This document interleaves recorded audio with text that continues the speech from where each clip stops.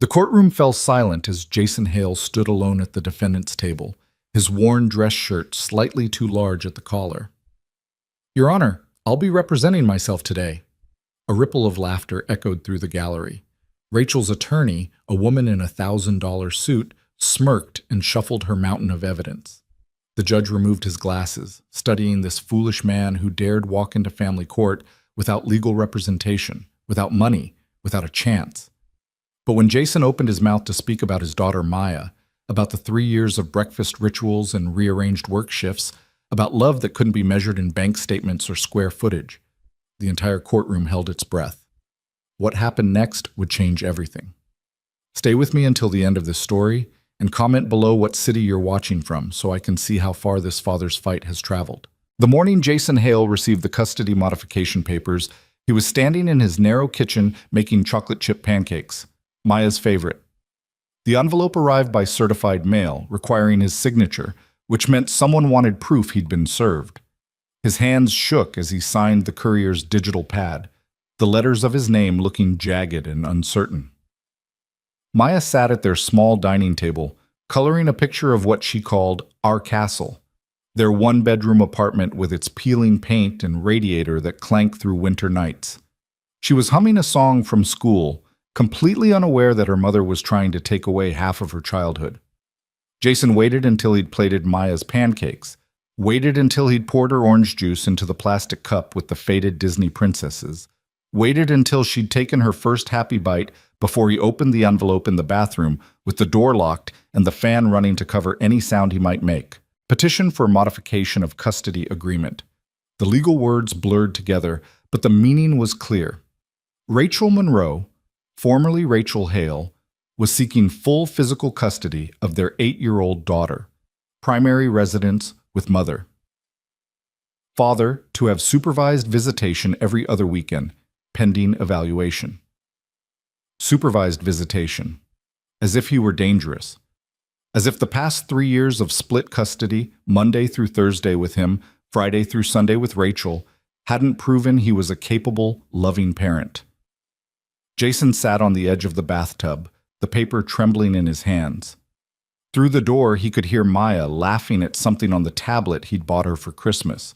A refurbished one, 2 generations old, but she loved it fiercely.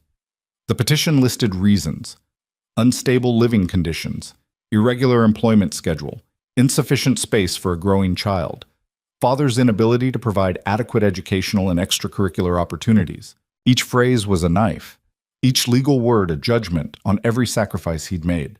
When the divorce finalized 3 years ago, Jason had been working as an assistant manager at a sporting goods store. The pay was modest but steady. The apartment was small but clean. Rachel had agreed to split custody because her own lawyer had advised her that the court would likely order it anyway. Jason had been Maya's primary caregiver since birth while Rachel focused on her pharmaceutical sales career. But then the sporting goods store chain declared bankruptcy. Jason lost his job 3 months after the divorce was final. For 6 weeks, he burned through his meager savings while sending out applications, each rejection another weight on his chest. Maya never missed a meal, never went without, but Jason survived on rice and eggs, losing weight he couldn't afford to lose. He'd finally found work as a warehouse supervisor at a logistics company. The pay was actually better than his previous job, but the schedule was unpredictable. Sometimes day shifts, sometimes nights, sometimes mandatory overtime during holiday rushes. Jason made it work. He traded shifts with coworkers, called in favors, rearranged his entire life around Maya's school schedule and their custody arrangement.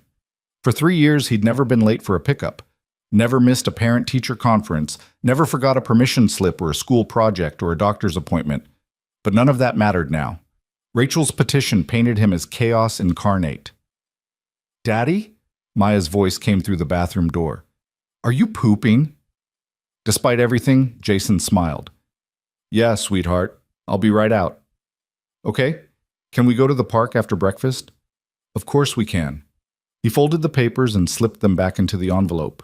Through the small bathroom window, morning sunlight filtered in, and Jason could see the building across the alley. Another cheap apartment complex just like his, filled with other people barely making it, all of them trying their best. The first hearing was scheduled for 3 weeks away. Jason had 21 days to find a lawyer he couldn't afford, to build a defense against accusations that felt designed to be indefensible, to somehow prove that love mattered more than money. He washed his face, dried it on a towel that had been Maya's baby blanket before it became too worn, and opened the door.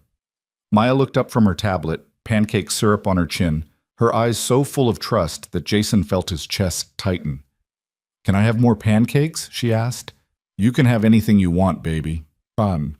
The law offices of Morrison, Chen and Associates occupied 3 floors of a downtown building with a lobby that made Jason feel like a trespasser. Marble floors, leather furniture, a receptionist whose makeup probably cost more than Jason's monthly grocery budget. "I'm here to see someone about a custody case," Jason said, his voice smaller than he intended. The receptionist smiled professionally. "Do you have an appointment?" "No, I was hoping for a consultation." "Of course. Let me see who's available." She typed something on her computer, her nails clicking against the keys with a rhythm that sounded expensive. "It looks like Mr. Chen has an opening in 45 minutes. Our consultation fee is $300 for the first hour." Jason's wallet held $73. His checking account held another $400, most of which was earmarked for rent due in 8 days. Do you know of any lawyers who might work on a payment plan? Or pro bono?" The receptionist's professional smile tightened slightly. "You might try the Legal Aid Society. Their number is—" "I already called them.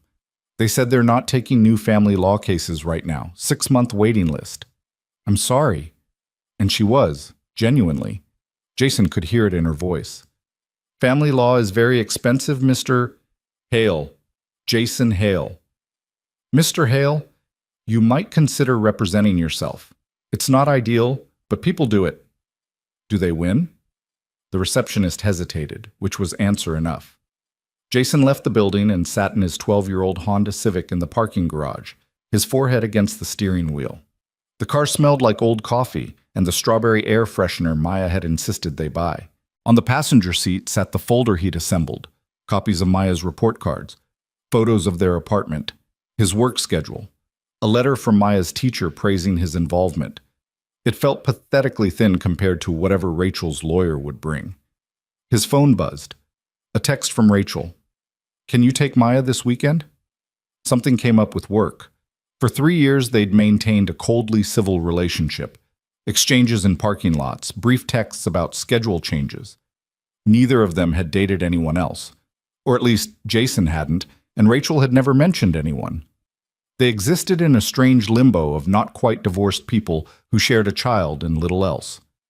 Jason typed back, "Of course, I always have time for Maya." 3 dots appeared, disappeared, appeared again. Finally, "We need to talk about the custody petition." "Yeah, we do. Not over text. Can you come by the house tomorrow, after you drop Maya at school?" "I'll be there." The house. It still hurt to call it that. It had been their house once, a modest 3-bedroom ranch in a decent school district, bought when Maya was 2, and their marriage still felt like it might survive. Rachel kept it in the divorce because she could afford the mortgage on her pharmaceutical sales salary. Jason took the retirement fund, which was barely enough for first and last month's rent on his apartment. That night, after putting Maya to bed in the bedroom that was technically his but functionally hers, he slept on the pull-out couch in the living room. Jason sat at their small kitchen table and opened his laptop. He Googled how to represent yourself in family court and began reading. The information was overwhelming. Filing deadlines, rules of evidence, proper courtroom procedure, how to cross-examine witnesses, how to object, how to present documents. The law was a language Jason didn't speak, a game with rules he'd never learned. But he read anyway, deep into the night, taking notes in a spiral notebook while the radiator clanked. And somewhere in the building, a baby cried, and through the thin walls he could hear his neighbor's television playing late-night infomercials. He read about fathers who'd represented themselves and lost, about mothers who'd lost, about the cold mathematics of family law, where judges weighed factors like income and square footage and stability, quantifiable things that could be written on forms and compared on spreadsheets. How do you quantify reading bedtime stories?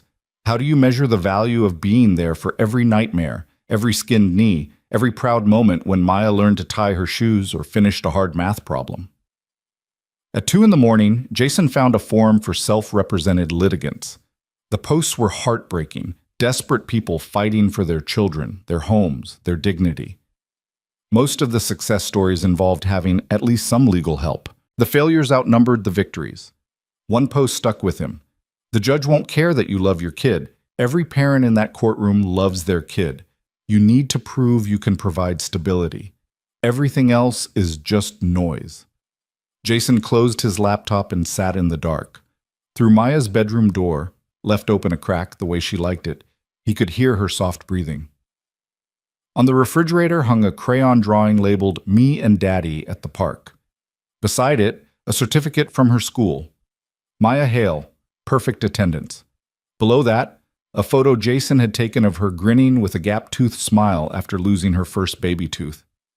This small apartment, with its secondhand furniture and two small kitchen and bathroom where the grout needed replacing, it was filled with more love than any mansion could hold. But how do you prove that in court?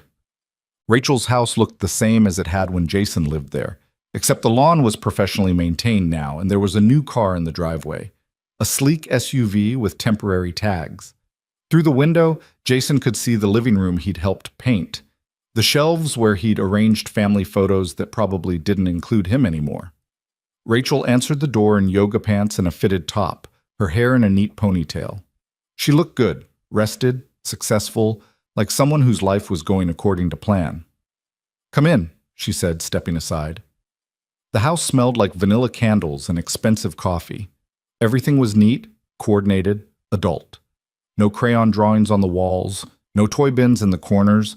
The transformation from family home to adult space was complete. "You want coffee?" Rachel asked. "Sure." They sat at the kitchen island, granite countertops, stainless steel appliances, pendant lights that Jason had installed himself back when "we" and "our" still meant something. Rachel poured coffee from a machine that probably cost more than Jason's monthly food budget. "So," Rachel said. "So," Jason echoed. "I assume you read the petition." "I did." "Supervised visitation, Rachel. Really?" She looked into her coffee cup. "That was Alan's suggestion, my lawyer. He said we needed to establish that I'm an unfit parent, that I'm dangerous. That's not what this is about. Then what is it about?" Jason kept his voice level, aware that Rachel could probably use any conflict against him. "For 3 years we've made this work. Maya is happy. She's thriving. Her teacher says she's one of the best students in her class. She has friends, she's confident, she's living in a one-bedroom apartment where she doesn't even have her own room," Rachel interrupted. "Working around a father whose schedule changes every week. Missing opportunities because you can't afford piano lessons or summer camp or... I take her to the free music program at the community center. We go to the library every week. She's learning guitar and she loves it. Just because something doesn't cost money doesn't mean it has no value." Rachel's jaw tightened. "This isn't about money, isn't it? Every single point in your petition comes down to the fact that I don't make as much as you, that I can't give her the same material things you can." "She deserves stability, Jason." "She has stability.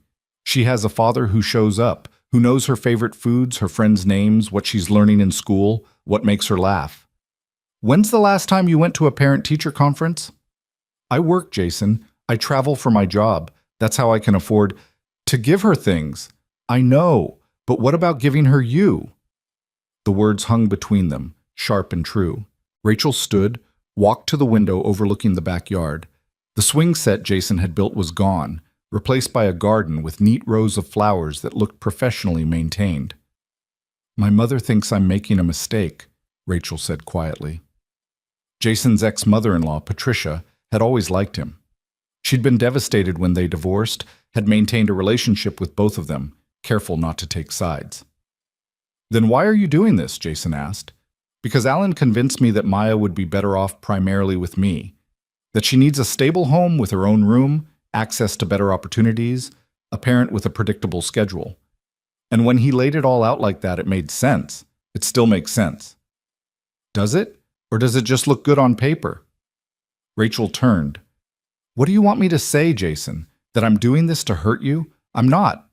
I'm doing this because I genuinely believe it's best for Maya." "Without even asking her?" "She's 8 years old. She can't make this decision. But we can. We can decide her entire childhood for her in a courtroom? That's how custody works. Jason stood. The coffee sat untouched between them, getting cold. I can't afford a lawyer, he said. I've called everyone. Legal aid has a 6-month wait. Private attorneys want retainers I don't have. So I'm going to represent myself. Rachel's expression shifted to something like pity, which was worse than anger. Jason, don't. You'll lose. Alan is one of the best custody attorneys in the state. He'll tear you apart. Maybe, but at least I'll have tried. At least Maya will know that I fought for her. She'll still see you. Supervised visitation means you think I'm a danger to our daughter. It means some court-appointed stranger has to watch me be a father. Do you have any idea what that would do to her? To us? Rachel's composure cracked slightly. I don't want to do this through the court. If you just agree to a modified schedule. I'll see you at the hearing, Jason said, heading for the door. Jason. He stopped, hand on the doorknob. I really do think this is best for her, Rachel said, her voice small. Jason looked back at the woman he'd once loved, standing in the kitchen of the house they'd bought together, defending a decision that would break their daughter's heart. Then I guess we'll let a judge decide who's right, he said, and left. The night before the first hearing, Jason couldn't sleep. He'd spent weeks preparing, reading everything he could find about family law, watching YouTube videos about courtroom procedure, organizing his evidence into folders with labels he hoped made sense. Maya was at Rachel's for the weekend. The apartment felt too quiet without her chatter, her songs, her constant questions about why the sky is blue and whether dinosaurs could swim and if love was heavier than rocks. Jason's phone buzzed at 11 p.m. A text from his younger sister, Angela. Good luck tomorrow. You've got this. Angela lived 3 states away with her own family, 2 kids, a husband, a life that seemed impossibly put together compared to Jason's. But she'd been his champion through the divorce, through the job loss, through every hard moment. He texted back, Thanks, terrified. You should be. But you're also the best dad I know. Let them see that. How? 3 dots appeared, then disappeared, then appeared again. Finally, tell the truth. That's all you can do. Jason set his phone down and walked to Maya's bedroom. He sat on her bed, a twin with a comforter covered in stars that she'd picked out at a thrift store, and declared perfect. Her stuffed animals lined the shelf he'd installed. Her books, library books mostly, borrowed and returned and borrowed again, sat in a milk crate he'd painted purple, her favorite color. On her nightstand, a framed photo, Jason and Maya at the beach last summer, both sunburned and grinning, holding a sandcastle that had already begun to crumble. They'd spent the whole day there, from sunrise to sunset, and it had cost them nothing but gas money and $5 for ice cream. It was one of Maya's favorite memories. She talked about it constantly, the feel of sand between her toes, the wave that knocked her over and made her laugh until she cried, the way they'd collected shells in an old coffee tin. How do you present a memory as evidence? Jason pulled out his phone and took a photo of Maya's room, not staged, not cleaned up for the court, just as it was. Her drawings taped to the walls, her shoes kicked off by the door, her toothbrush in the bathroom, sitting next to his in a cup she'd decorated with stickers. Evidence of a life shared. Evidence of a home. He didn't know if any of it would matter. At midnight, Jason finally lay down on the pull-out couch, but sleep wouldn't come. His mind kept rehearsing what he'd say, how he'd respond when Rachel's lawyer attacked him with questions about his income, his schedule, his too small apartment. At 3 a.m., he gave up and made coffee. Sitting at the kitchen table with his notebook, Jason wrote, Why I'm fighting. 1. Because Maya deserves to have her father in her life, not as a weekend visitor, but as a daily presence. 2. Because love and stability aren't measured in square footage. 3. Because showing up matters more than showing off. 4. Because I'm not asking to take Maya away from her mother. I'm asking to keep being her father. 5. Because if I don't fight for this, I'll regret it for the rest of my life. He stared at the list, added one more line, 6. Because she chose me to be her father, and I'll never stop earning that choice. Outside, the city was beginning to wake. Delivery trucks rumbled past. Somewhere nearby, a siren wailed. The radiator clanked its morning greeting.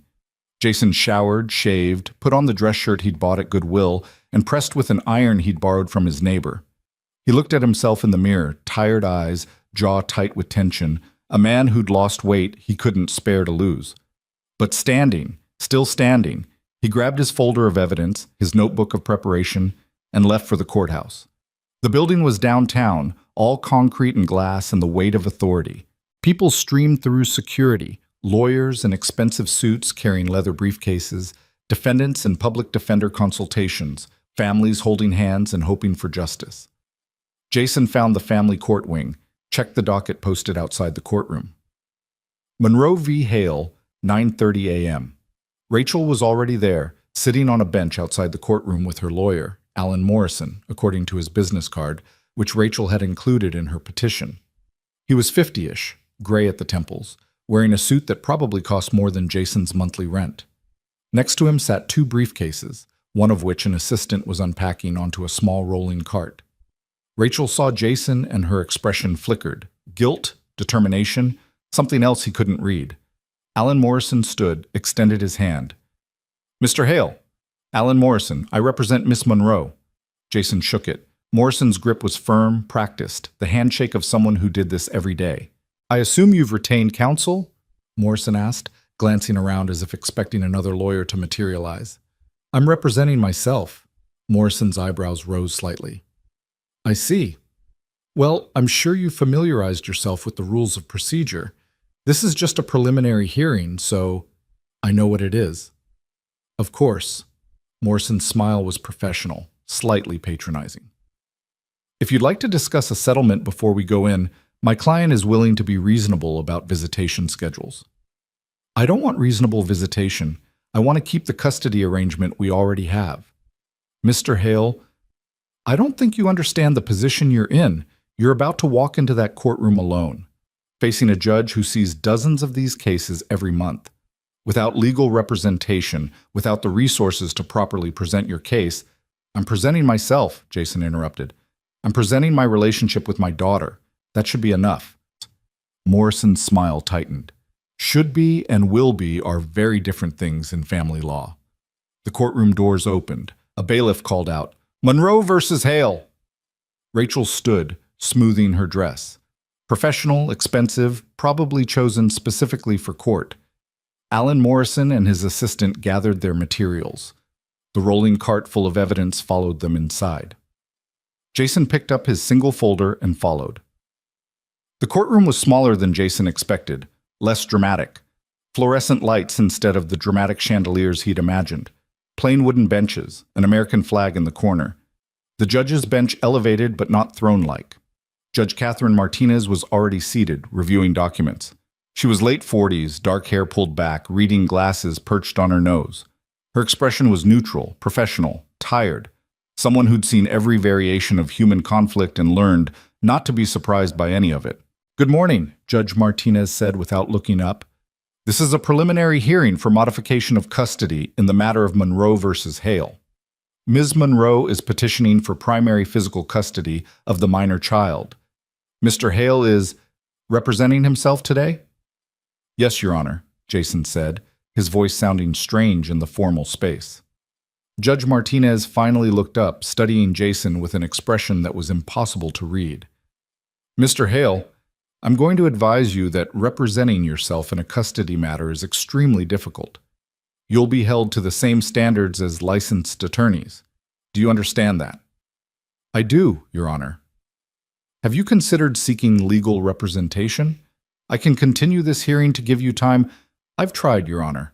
I can't afford an attorney, and legal aid isn't available. I'm ready to proceed." A long pause. Judge Martinez removed her reading glasses. "Very well.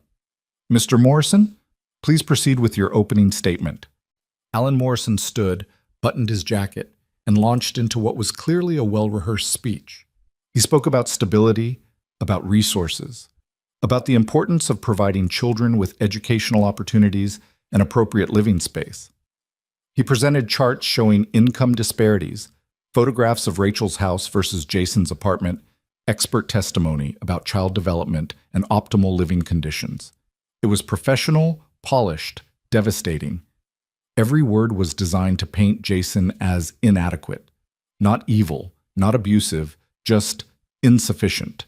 A man who loved his daughter but couldn't provide for her properly. A man whose good intentions couldn't overcome practical limitations. When Morrison finished, he sat down with the satisfied expression of someone who'd just won. Judge Martinez turned to Jason. "Mr. Hale, your opening statement." Jason stood. His hands trembled slightly. In the gallery behind them, a few other people waiting for their own cases watched with mild interest. Another custody battle. Another father about to lose. "Your Honor," Jason began, his voice quiet. "I'm not a lawyer. I don't have charts or expert witnesses or photographs that make everything look worse than it is. I'm just a father who loves his daughter." Someone in the gallery laughed, a quiet, bitter sound. Judge Martinez's expression remained neutral. "Mr. Hale, this court needs more than declarations of love. Can you speak to the specific issues raised in the petition?" Jason's throat tightened. This was it, the moment where he either found the words or lost everything. He looked at Rachel, sitting beside her expensive lawyer with her perfect hair and her guilt-stricken eyes. Then he looked at the judge and found his voice. 3 years ago, when Rachel and I divorced, we agreed to split custody because we both loved Maya and we both wanted to be in her life. That's still true. I'm not here to say Rachel is a bad mother. She isn't. But I'm not a bad father either, and that's what this petition suggests. Jason opened his folder, pulled out a calendar. This is my work schedule for the past 6 months. Every time I've traded shifts, every time I've rearranged my hours, every time I've called in favors with coworkers, it's all to make sure I'm there for Maya. School pickup at 3:15, dinner at 6:00, homework help at 7:00, bedtime stories at 8:30. Every day that she's with me, Your Honor, I show up. He pulled out another paper. This is a letter from Maya's teacher, Mrs. Patterson. She says I've attended every parent-teacher conference, volunteered for every classroom event I could make with my schedule, and that Maya frequently talks about our time together. Morrison started to stand, probably to object, but Judge Martinez waved him down. Continue, Mr. Hale. The petition says my apartment is too small. It's 1 bedroom, that's true. Maya has the bedroom. I sleep on the couch. Is it ideal? No. But it's clean, it's safe, and it's filled with love. The petition says I can't provide adequate educational opportunities. Maya gets straight A's. She's in the community center music program learning guitar. We go to the library every week and she's reading at 2 grades above her level. The petition says my schedule is irregular. It is. But I've never once been late for a pickup or missed time with Maya because of work. Jason's voice strengthened. You want to know about stability, Your Honor? Stability isn't square footage. It's knowing that your father will be there when you wake up scared from a nightmare. It's knowing that someone will help you with your math homework even if they're tired from a long shift. It's knowing that you're loved, not because of what you have, but because of who you are. The courtroom was silent now. No more laughing. I'm not asking to take Maya away from her mother, Jason continued. I'm asking to keep being her father, not a visitor, not someone she sees every other weekend under supervision like I'm dangerous. I'm asking for what we already have, a daughter who splits her time between 2 parents who both love her. He looked at Rachel again. I know I can't give Maya everything Rachel can, but I can give her me, every morning, every bedtime, every ordinary moment that makes up a childhood. Isn't that worth something? Jason sat down. His hands were still shaking, but he'd said it. Everything he'd practiced, everything he'd agonized over during sleepless nights. Judge Martinez was quiet for a long moment. Mr. Morrison, you may call your first witness. And the battle truly began. Rachel Monroe took the witness stand with the practiced grace of someone accustomed to presentations and board meetings. She placed her hand on the Bible, swore to tell the truth, and settled into the chair with her ankles crossed and her hands folded in her lap, every detail projecting competence and stability. Alan Morrison approached with a gentle smile, the kind reserved for friendly witnesses who would say exactly what you needed them to say. Miss Monroe, can you tell the court about your current living situation? Rachel's voice was steady, rehearsed. I live in a 3-bedroom house in Westbrook Estates. Maya has her own bedroom there, fully furnished with space for studying, playing, and having friends over. There's a backyard with a swing set and a neighborhood pool she has access to. And your employment? I'm a senior pharmaceutical sales representative for MedTech Solutions. I've been with the company for 9 years. My salary is $87,000 annually, plus bonuses and benefits. Morrison nodded approvingly. How would you characterize your relationship with your daughter? Maya is the most important person in my life, Rachel said, and Jason could hear the truth in it even as it was being weaponized against him. I want to give her every opportunity to succeed, to thrive, to have the childhood she deserves. And what concerns do you have about the current custody arrangement? Rachel glanced at Jason, then away. Jason loves Maya, I don't doubt that. But love isn't enough. She needs stability. A consistent home environment, her own space, the ability to participate in activities without worrying about which parent's house she's at or whether Jason can afford them. Can you give specific examples? Last month, Maya wanted to join her school's soccer team. The registration was $200 plus equipment. Jason said he couldn't afford it that week, so I ended up paying for it. But then the practice schedule conflicted with his custody days, and we had to rearrange everything. Morrison walked back to his table, consulted his notes. What about educational support? Maya is a bright child, but she needs resources, piano lessons, tutoring if necessary, educational trips. Jason does his best, but he's limited by his financial situation. I can provide those things without stress or compromise. Jason wanted to object, to stand up and say that Maya had never asked for piano lessons, that she loved the free guitar class at the community center, that the educational trips Rachel mentioned were weekends Maya spent with him at museums that offered free admission and parks where they hiked and he taught her about plants and birds and the names of constellations. But he didn't know how to object properly, didn't know the legal language, so he sat silent while Rachel painted a picture of a child deprived. Ms. Monroe, in your opinion, what would be in Maya's best interest? Rachel took a breath. I think Maya should primarily live with me, where she has her own room and access to everything she needs. Jason could have visitation, maybe alternating weekends, holidays. I'm not trying to remove him from her life. I just want her to have stability as her primary foundation. Thank you, Ms. Monroe. No further questions. Judge Martinez looked at Jason. Mr. Hale, do you wish to cross-examine? Jason stood, his notebook trembling in his hands.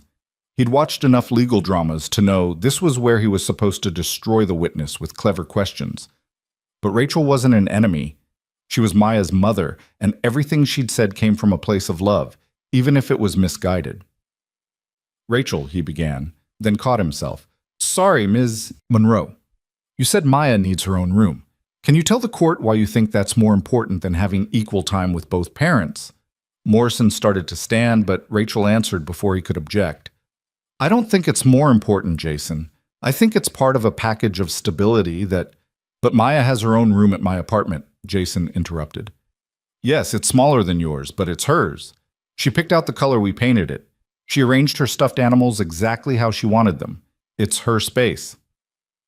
In a 1-bedroom apartment where you sleep on the couch, is there something wrong with a parent sacrificing their own comfort for their child? Morrison stood. Objection, Your Honor. Argumentative.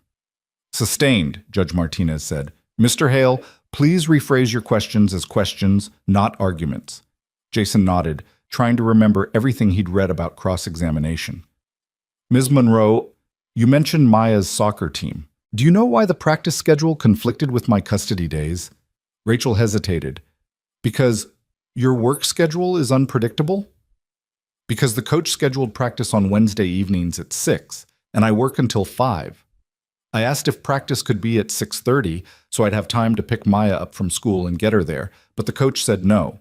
So I traded shifts with a coworker to get off at 4:30 every Wednesday. I made it work. Maya hasn't missed a single practice. But I still had to pay the registration, because the registration was due the week after my car needed a $250 repair to pass inspection. I wasn't choosing soccer over car maintenance, Rachel. I was trying to keep the car running so I could drive Maya to school and practice and everywhere else she needs to go. I paid you back 2 weeks later, remember? Rachel's composure cracked slightly. Yes, you did. And the guitar lessons you dismissed, did you know Maya loves them? Did you know her instructor says she has real talent? Did you know she plays me the songs she learns every week? Jason, I'm not saying you're not involved. Then what are you saying? That being involved isn't enough if you don't have money? That loving your child doesn't count if your apartment is small? Objection! Morrison's voice was sharp. Your Honor, Mr. Hale is testifying rather than asking questions. Sustained. Mr. Hale, last warning. Jason took a breath, forced himself to calm down. Ms. Monroe, when was the last time you attended one of Maya's guitar recitals? Silence. When was the last time you helped her with her homework? I work, Jason. I travel for my job. I work too. But I'm there. Every day that Maya is with me, I'm there. Can you say the same? Rachel's eyes filled with tears. That's not fair. None of this is fair, Jason said quietly. But we're here anyway. Morrison stood again. Your Honor, is this going somewhere? Judge Martinez looked at Jason. Mr. Hale, do you have any other questions for this witness? Jason looked at Rachel, really looked at her. He saw guilt there, and love, and the same exhaustion he felt. She genuinely believed she was doing the right thing. That's what made this so hard. No, Your Honor, no more questions. Rachel stepped down from the witness stand, her professional composure shattered. She returned to her seat beside Morrison, who leaned over to whisper something Jason couldn't hear. Morrison called his next witness, Dr. Eleanor Vance, a child psychologist who'd never met Maya, but had reviewed the materials provided and prepared to testify about optimal childhood development environments. Dr. Vance was 60-ish, gray hair and a neat bun, wearing a blazer with a university pin on the lapel. She had the air of someone whose expertise was unquestionable, whose every word carried the weight of academic authority. Morrison walked her through her credentials, PhD from Stanford, 30 years of practice, author of 2 books on child development, consultant for family courts across 3 states. Dr. Vance, based on your review of this case, what concerns do you have about the current custody arrangement? Dr. Vance opened a folder, though Jason suspected she had it memorized. Children Maya's age require stability and consistency.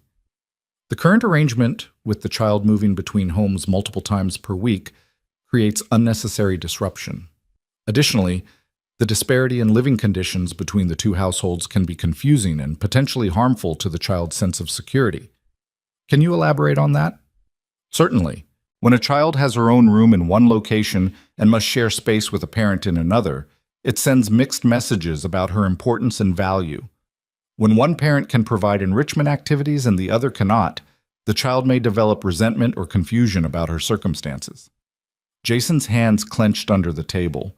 This woman had never met Maya, never seen her room with its carefully chosen decorations, never heard her laugh about their camping trips on the living room couch when Jason told her stories before bed.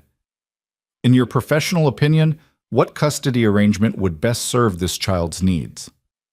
Primary residence with the parent who can provide consistent, stable living conditions and access to developmental resources. The other parent should maintain involvement through regular but less frequent visitation, perhaps alternating weekends and 1 evening per week for dinner. Thank you, Dr. Vance. Morrison sat down, satisfied. He'd just wrapped professional legitimacy around Rachel's petition, made it seem not just reasonable, but scientifically supported. Judge Martinez looked at Jason. Cross-examination? Jason stood, his mind racing. How do you cross-examine an expert?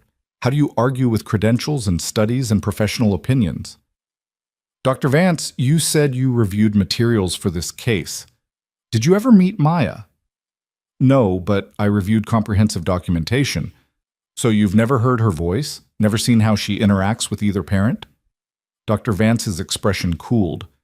In-person evaluation isn't always necessary when sufficient documentation is available. What documentation did you review?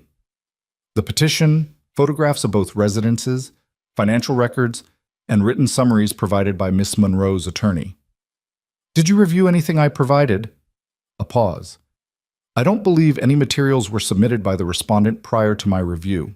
Because I didn't know I was supposed to provide materials to a psychologist I didn't know existed until this morning, Jason said, frustration bleeding into his voice. Morrison stood. Objection. Is there a question? Mr. Hale, Judge Martinez said, please ask your questions directly. Jason nodded. Dr. Vance, you said children need stability and consistency. Do you believe having equal time with both parents can provide that? In theory, yes, but practical factors often... Maya has had the same schedule for 3 years. She knows exactly where she'll be each day of the week. How is that not consistent?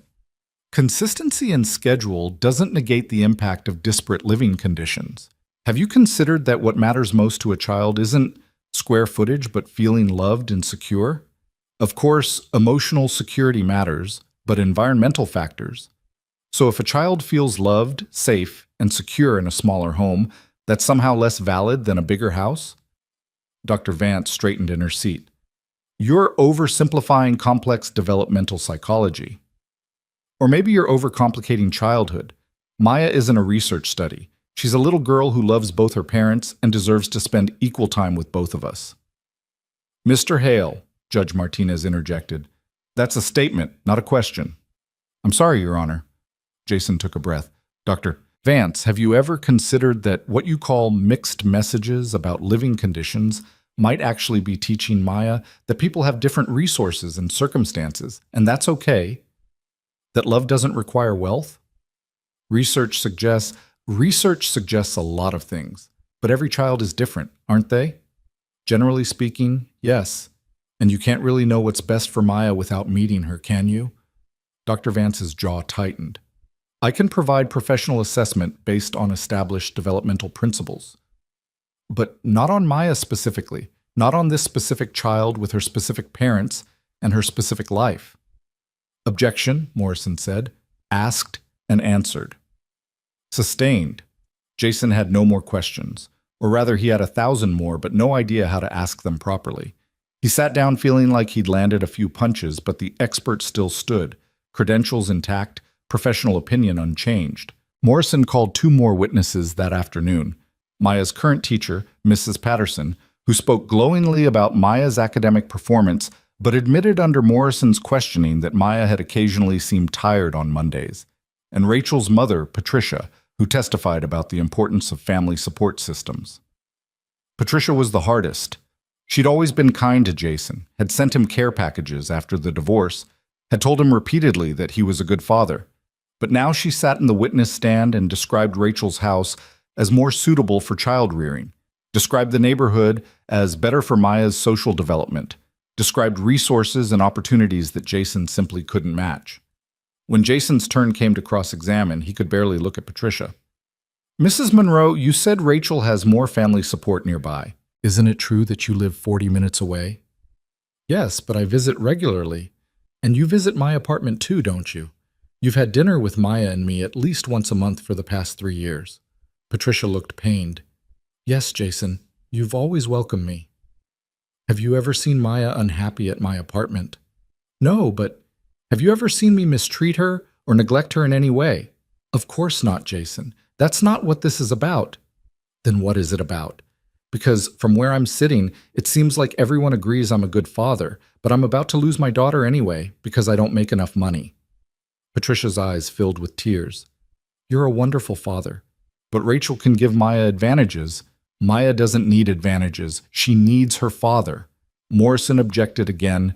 Judge Martinez sustained it again, and Patricia stepped down looking like she wanted to apologize but couldn't. The hearing adjourned at 4:30 that afternoon. Judge Martinez scheduled a second hearing for 2 weeks later, when Jason would have the opportunity to present his case. 2 weeks to build a defense with no money, no expert witnesses, no way to match the professional polish of Morrison's presentation. In the courthouse hallway, Rachel approached Jason as he was gathering his materials. Jason, wait. He turned. Rachel looked exhausted, her earlier composure completely gone. What you said in there about me not being there, that wasn't fair.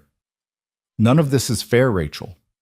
I know, but you made it sound like I don't care about Maya, and that's not true. I never said you don't care. I said you're not there. There's a difference. Rachel's voice rose slightly. I work to provide for her. So do I just don't make as much doing it. That's not... Rachel stopped, took a breath. Can we talk somewhere? Not here? They found a coffee shop 2 blocks from the courthouse, the kind with mismatched furniture and local art on the walls.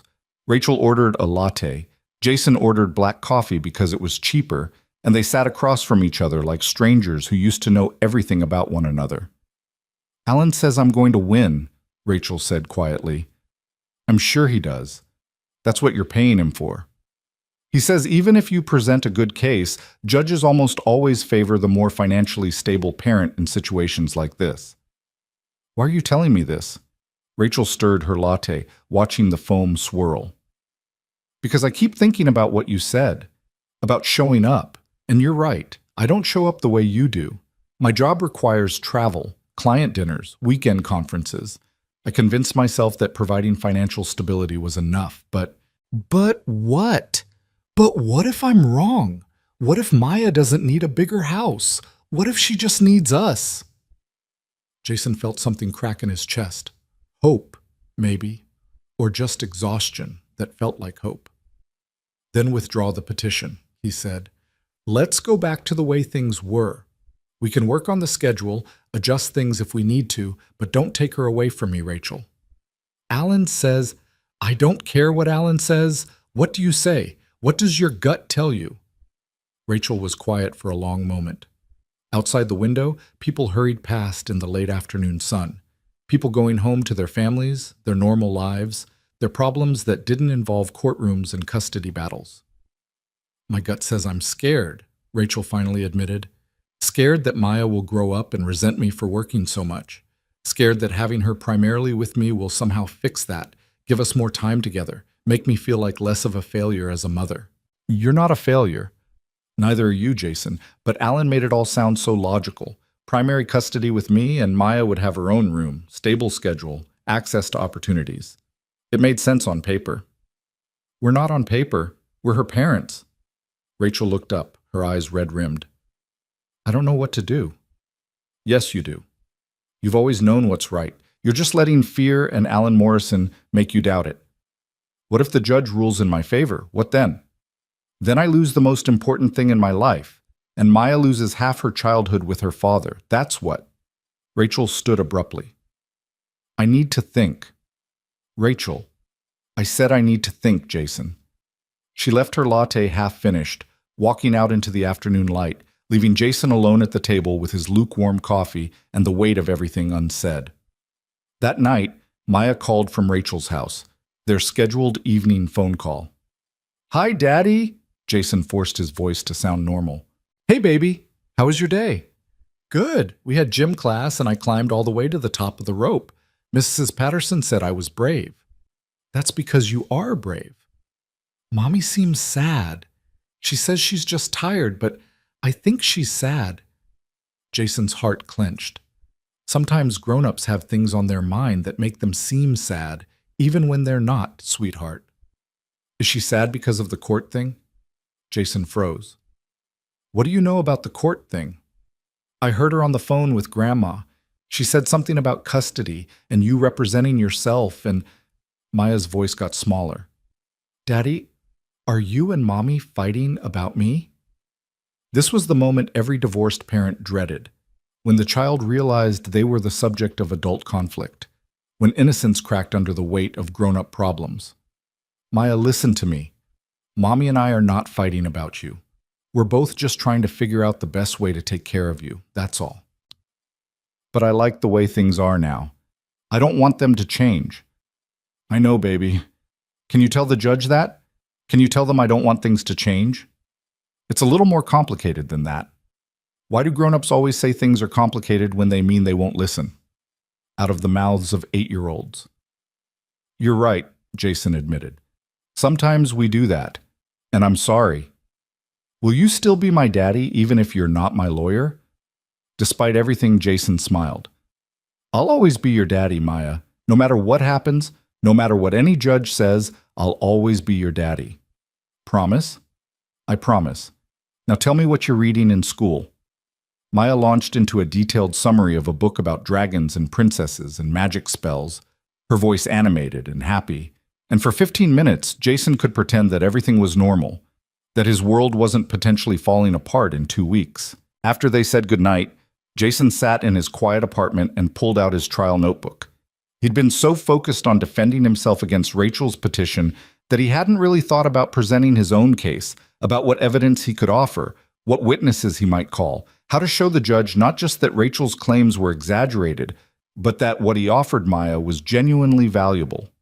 He made a list of potential witnesses: Maya's guitar teacher at the community center, his coworker Darius, who'd traded countless shifts so Jason could be at school events, Mrs. Chen from the apartment next door, who sometimes watched Maya for an hour when Jason's shift ran late.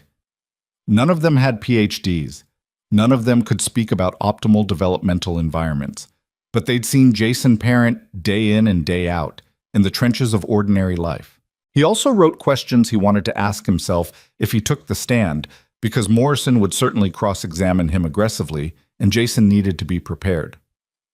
Why don't you have your own bedroom? Because Maya's childhood is more important than my comfort.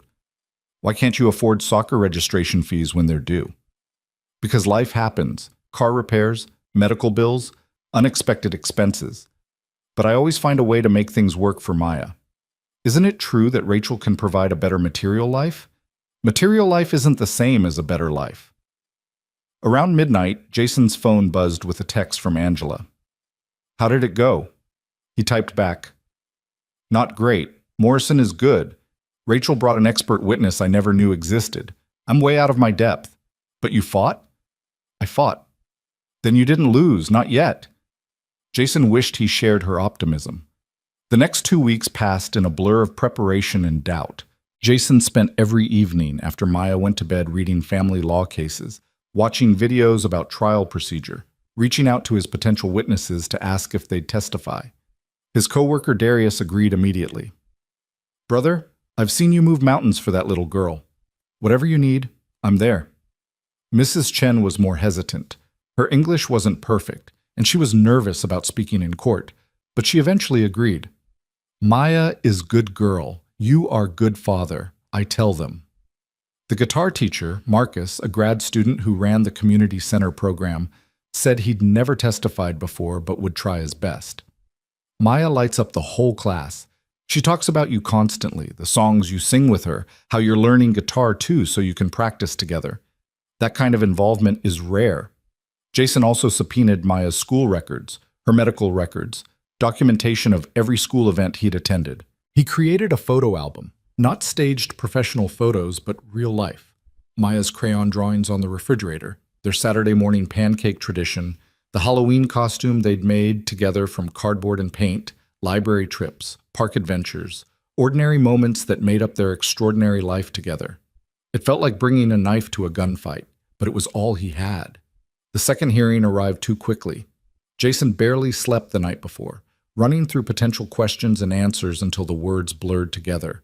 At the courthouse, Morrison looked even more confident than before. He had additional materials, 3 more file folders, what looked like a printed PowerPoint presentation. Rachel looked conflicted, less sure than she had at the first hearing, more worn down by the process. Judge Martinez called them to order. "Mr. Hale, you may present your case." Jason stood, his heart hammering. This was it, his chance to prove that fatherhood couldn't be measured in dollars or square footage. "Your Honor, I'd like to call my first witness, Darius Williams." Darius walked to the stand wearing his best suit, the one he wore to church. He swore his oath and sat down, looking at Jason with steady eyes that said, "I got you, brother." "Mr. Williams, how do you know me?" "We work together at Superior Logistics, have for about 2 years now." "Can you describe what you've observed about my relationship with my daughter?" "Objection," Morrison said, standing. "Relevance. Mr. Williams isn't qualified to assess parent-child relationships." "Your Honor," Jason said quickly, "I'm not asking for a professional assessment. I'm asking about first-hand observations." "I'll allow it. Proceed." Darius nodded. "Jason talks about Maya constantly, shows us pictures, tells us funny things she said. But more than that, I've seen him rearrange his entire life for her. He'll trade shifts at the last minute if Maya has a school thing. He'll skip lunch breaks to call and check on her if she's sick. One time he came to work on 3 hours of sleep because Maya had a nightmare, and he stayed up with her all night, and he still pulled a full shift without complaining. Has this affected his work performance? The opposite. Jason's one of our best supervisors. The guys respect him because he works hard and he's fair. And honestly, seeing how dedicated he is as a father makes us all want to be better at our jobs. Jason felt his throat tighten. Thank you, Darius. No further questions. Morrison approached for cross-examination, his expression skeptical. Mr. Williams, you're friends with Mr. Hale, correct? Yeah, we're friends. So you're here to support him, help him keep custody. I'm here to tell the truth. And isn't the truth that Mr. Hale's unpredictable schedule makes it difficult for him to maintain consistent childcare? No. The truth is he makes his schedule work through sheer willpower. But you've witnessed him being tired, stressed, struggling to balance work and parenting? I've witnessed him being human. Haven't you ever been tired or stressed? A few people in the gallery snickered. Judge Martinez hid a smile. Morrison's jaw tightened. No further questions. Jason called Mrs. Chen next, who testified in halting English about the times she'd watched Maya, about what a polite and happy child she was, about the love evident between father and daughter. Morrison tried to shake her testimony by focusing on language barriers and asking if she was qualified to judge parenting, but Mrs. Chen stood firm. I raise 4 children, she said. I know good father when I see one. Marcus, the guitar teacher, testified about Maya's enthusiasm, her natural talent, her constant mentions of her father learning alongside her. Kids with engaged parents are different, Marcus said. They light up when talking about their families. Maya is one of those kids. She feels seen, valued, loved. Morrison's cross-examination suggested that free community center classes were inferior to private lessons, that Maya's talent would be better served by professional instruction that Rachel could afford. Marcus didn't budge. Music isn't about money. It's about passion. Maya has that in spades, and a big part of that is because her father encourages it without making it about status or achievement. He lets her love it for its own sake. By the time Jason's witnesses were finished, it was late afternoon. Judge Martinez looked tired, ready to adjourn. Your Honor, Jason said, I have one more witness. Myself. Morrison perked up. This was what he'd been waiting for, the chance to cross-examine Jason directly, to tear apart his claims under oath. Go ahead, Mr. Hale. Jason took the stand, swore to tell the truth, and sat in the same chair where Rachel and the expert witnesses had sat. From this angle, the courtroom looked different, larger, more intimidating. Mr. Hale, Jason said to himself, feeling ridiculous, why should you maintain the current custody arrangement? He looked at Rachel, at Judge Martinez, at the few people still sitting in the gallery. Because Maya is my daughter, and being her father isn't something I do part-time or when it's convenient. It's who I am. Every decision I make, every shift I work, every sacrifice I choose, it's all for her. I'm not a perfect parent. I make mistakes, but I show up. Every single day that Maya is with me, I show up. He pulled out his worn notebook. This is 3 years of my life in handwritten notes. Every shift trade, every school event, every dentist appointment and park trip and bedtime story. I didn't keep these records to prove anything. I kept them because this is my life and Maya is the center of it. Jason's voice broke slightly. I know I can't give her everything Rachel can, but I can give her something that money can't buy. Consistency of presence, unconditional love, a father who chose her above everything else in his life. That has to count for something. He stepped down from the witness stand and Morrison approached with the predatory smile of a lawyer who'd been waiting for this moment. Mr. Hale, you say you show up for Maya, but isn't it true you sleep on a couch because you can't afford a larger apartment? It's true I sleep on the couch, but it's not because I can't afford anything else. It's because I chose to prioritize Maya having her own space over my comfort. And if you could afford better, would you? Of course, but there's a difference between can't and haven't yet. Morrison paced. You mentioned sacrifices. Let's talk about what Maya sacrifices because of your financial situation. She can't have her own room with a door that closes. She can't participate in activities without causing scheduling conflicts. She can't have friends over comfortably. Isn't that true? Maya has friends over all the time. We make pizzas and watch movies and have living room campouts. She's never once complained about the apartment being too small. Because she's 8 years old and doesn't know what she's missing. Objection, Jason said, then realized he couldn't object to his own cross-examination. That's speculation. Judge Martinez nodded. Mr. Morrison, stick to facts. Morrison shifted tactics. Mr. Hale, how many times in the past year has your financial situation caused you stress? I don't know. I don't count. Estimate. Money is always a concern, but it doesn't affect Maya. Doesn't it? When you're worried about making rent? When you're choosing between car repairs and soccer registration? When you're working overtime and coming home exhausted? Doesn't Maya notice? Jason paused. It was a trap, but it was also true. Maya notices I'm tired sometimes. She also notices I never give up, that I always find a way. Isn't that a valuable lesson? Or is it teaching her that struggling is normal, that barely getting by is something to aspire to? It's teaching her that love means sacrifice, that family means showing up even when it's hard, that her father will never stop fighting for her. Morrison leaned against the witness box. Let me ask you directly, Mr. Hale. If you could afford a better life for Maya, wouldn't you choose that? Of course. So you agree Rachel can provide a better life? Rachel can provide a more expensive life. That's not the same thing. No further questions. Jason returned to his table, feeling like he'd survived a boxing match, still standing, but bruised. Judge Martinez looked at the clock. It was past 5 p.m. I'm going to take all testimony under advisement, she said. I'll issue my ruling within 2 weeks. Until then, the current custody arrangement remains in effect. The gavel fell, and it was over. Outside the courthouse, Jason sat on a bench and let the evening wash over him. He'd done everything he could, said everything he knew to say. Now his daughter's future was in the hands of a judge he'd met twice. His phone buzzed. A text from Maya. Can we have spaghetti when I come home tomorrow? Jason typed back. We can have anything you want, baby. Because tomorrow she'd still be his daughter, regardless of what any court decided. And Jason Hale would keep being her father until his last breath. The 2 weeks that followed felt like living in suspended animation. Jason went through the motions of ordinary life, making breakfast, going to work, helping with homework, while his entire future hung in the balance of a decision being made in some judge's chambers downtown. Maya seemed to sense the tension, even though both Jason and Rachel tried to hide it. She was quieter than usual, more clingy during transitions between houses, asking questions that had no good answers. Daddy, if the judge says I have to live with Mommy more, will you be sad? They were sitting at their small kitchen table, Maya working on a math worksheet while Jason pretended to read the newspaper. The question hit him like a physical blow. Baby, let's not worry about things that haven't happened yet.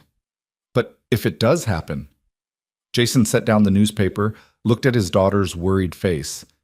If it happens, yes, I'll be sad. Very sad. But you know what won't change? What? How much I love you. That stays the same no matter what any judge decides. Maya considered this, chewing on her pencil eraser. Mommy cries sometimes when she thinks I'm not listening. She does? Yeah, on the phone with Grandma. She says she doesn't know if she's doing the right thing. Jason's heart clenched. He wanted to press for more information, to understand what Rachel was thinking, but he couldn't put Maya in the middle any more than she already was. Your mom loves you very much, Maya. We both do. And sometimes when grown-ups love someone a lot, it makes decisions really hard because we want everything to be perfect for you. I don't need perfect. I just need you and Mommy to stop being sad. Out of the mouths of children. That night, after Maya fell asleep, Jason sat on the couch that doubled as his bed and tried to imagine what life would look like if he lost. Alternating weekends meant seeing Maya 4 days a month instead of 16, missing 3/4 of her bedtime stories, her morning conversations, her random middle-of-the-day thoughts about clouds or dinosaurs or why the sky changed colors. He tried to imagine someone supervising his visits, watching him be a father, as if he were dangerous, as if the past 3 years of scraped knees and helped homework and patient explanations about why vegetables were important counted for nothing. The thought made him physically ill. His phone buzzed. A text from Rachel. Can we talk? Not about the case, about Maya. Jason called her immediately. Hey, Rachel answered, her voice tired. What's wrong? Is Maya okay? She's fine physically, but Jason, she's so anxious. She asked me tonight if we were getting rid of her because we couldn't decide where she should live. What did you tell her? That we both love her and nobody's getting rid of anybody. But she's 8 years old and she's watching her parents fight in court. How is that not damaging her? Jason heard the crack in Rachel's voice, the doubt that had been building since the hearings began. I don't know, he admitted.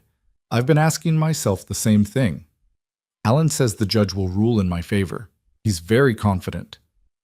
I'm sure he is. But Maya asked me something tonight that I couldn't answer. What?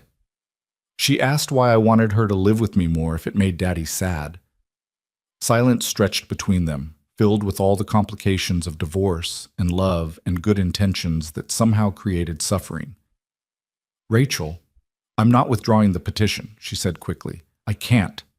I've come this far and I genuinely believe that stability matters, that resources matter, that money matters more than presence? That's not what I said. It's what you're arguing in court. Rachel's voice hardened. You're the one who made this antagonistic, Jason. I offered you reasonable visitation. Reasonable to who? Not to me. Not to Maya.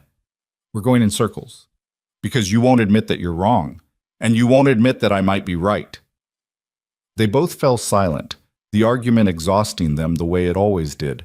Two people who once loved each other enough to create a life together, now barely able to have a civil conversation. I have to go, Rachel finally said. I just wanted you to know that Maya is struggling. I know, I see it too. Then maybe we should... She stopped. Should what? Nothing. Never mind. Good night, Jason. She hung up before he could respond. Jason sat in the dark apartment, streetlight filtering through the blinds, creating shadows that looked like prison bars across the wall. Somewhere in the building, a door slammed, a dog barked. Normal sounds of normal life that felt distant and unreachable. The next day was Saturday, which meant Jason had Maya. They made their traditional chocolate chip pancakes, walked to the library for new books, spent the afternoon at the park, where Maya climbed on the jungle gym, and Jason pushed her on the swings until his arms ached. Everything felt more precious now, more fragile. Every laugh, every shared joke, every moment together carried the weight of potential loss. Higher, Daddy, Maya called from the swing. Jason pushed harder, watching his daughter arc into the blue sky, her hair flying behind her, her laughter pure and unself-conscious. This was what mattered, not square footage or income brackets or expert testimony about optimal developmental environments. This moment, this connection, this love. If he lost custody, he'd lose thousands of these moments. They'd become occasional treats rather than ordinary life, scheduled visits rather than spontaneous adventures. The thought was unbearable. That evening, while making spaghetti, Maya's request from earlier in the week, Jason's phone rang, unknown number. Hello? Mr. Hale? This is Judge Martinez's clerk calling. The judge has reached a decision in your custody case and has scheduled a hearing for Monday morning at 9 a.m. to announce her ruling. Jason's stomach dropped. Monday, 2 days away. Both parties need to be present? Yes, sir. Along with any attorneys of record. Okay, thank you. Jason hung up, his hands trembling. Maya was setting the table, carefully placing forks and napkins the way he'd taught her, humming a song from her guitar class. 2 more days of not knowing. 2 more days of this limbo between the life he had and the life he might lose. He texted Rachel. Clerk called, ruling on Monday at 9 a.m. 3 dots appeared immediately. Then, I know, Alan just told me. How are you feeling? The dots appeared and disappeared several times before Rachel finally responded. Terrified. It was the most honest thing she'd said to him in months. Me too, he typed back. Sunday passed in slow motion. Jason tried to make it normal. Church, followed by lunch at the burger place Maya loved, then an afternoon of coloring and watching movies on the couch. But everything felt tinged with potential goodbye, every moment shadowed by Monday's looming decision. That night, After putting Maya to bed, Jason stood in the doorway of her room watching her sleep. Her stuffed elephant was tucked under one arm, her blanket pulled up to her chin, one foot sticking out because she always got too hot. He'd memorized every detail of her, the way her nose crinkled when she smiled, the cowlick at her crown that never laid flat, the small scar on her knee from when she'd fallen off her bike 2 summers ago. 3 years of these moments. 3 years of being the one who knew she liked her sandwich crust cut off, who understood that she needed the closet light on but not the overhead light, who could tell the difference between her tired cry and her scared cry and her hurt cry. If Judge Martinez ruled against him, someone else might learn these things. Rachel would learn them again, or a step-parent someday might learn them, or Maya might grow out of needing someone to know them at all. The thought broke something in Jason's chest. "Please," he whispered to whatever force might be listening, God or fate or the universe itself. "Please don't take this from me." Maya stirred in her sleep, murmured something about dragons, then settled deeper into her pillow. Jason closed her door to just a crack, the way she liked it, and returned to his couch that was never quite long enough, wrapping himself in the thin blanket that had been part of their shared life before the divorce. Monday morning arrived too quickly and too slowly at the same time. Jason dressed in his court shirt, now wrinkled despite his best efforts with the borrowed iron. He dropped Maya at school with Rachel, their exchange awkward and silent, while Maya looked between them with worried eyes. "Are you going to court again?" Maya asked. "Yes, baby," Rachel said. "Can I come?" "Not this time, sweetheart," Jason said, kneeling to her level. "But whatever happens, remember what I told you. Nothing changes how much we love you." Maya hugged him fiercely. "I love you, Daddy." "I love you too, Maya. So much." At the courthouse, Alan Morrison was already setting up his materials, confident and relaxed. Rachel sat beside him looking pale and drawn, wearing a navy dress that probably cost more than Jason's monthly grocery budget. Jason took his seat at the defendant's table, alone, as he'd been through this entire process, and tried to steady his breathing. Judge Martinez entered at exactly 9 o'clock. Everyone stood, then sat. The courtroom felt different today, heavier, more final. "I've reviewed all testimony and evidence presented in this matter," Judge Martinez began, her reading glasses perched on her nose, a thick folder open before her. "This has been a difficult case because both parents clearly love their child and want what's best for her." Jason's heart hammered against his ribs. "The court must consider several factors in custody determinations. Each parent's ability to provide for the child's physical needs, emotional needs, educational needs, and overall stability.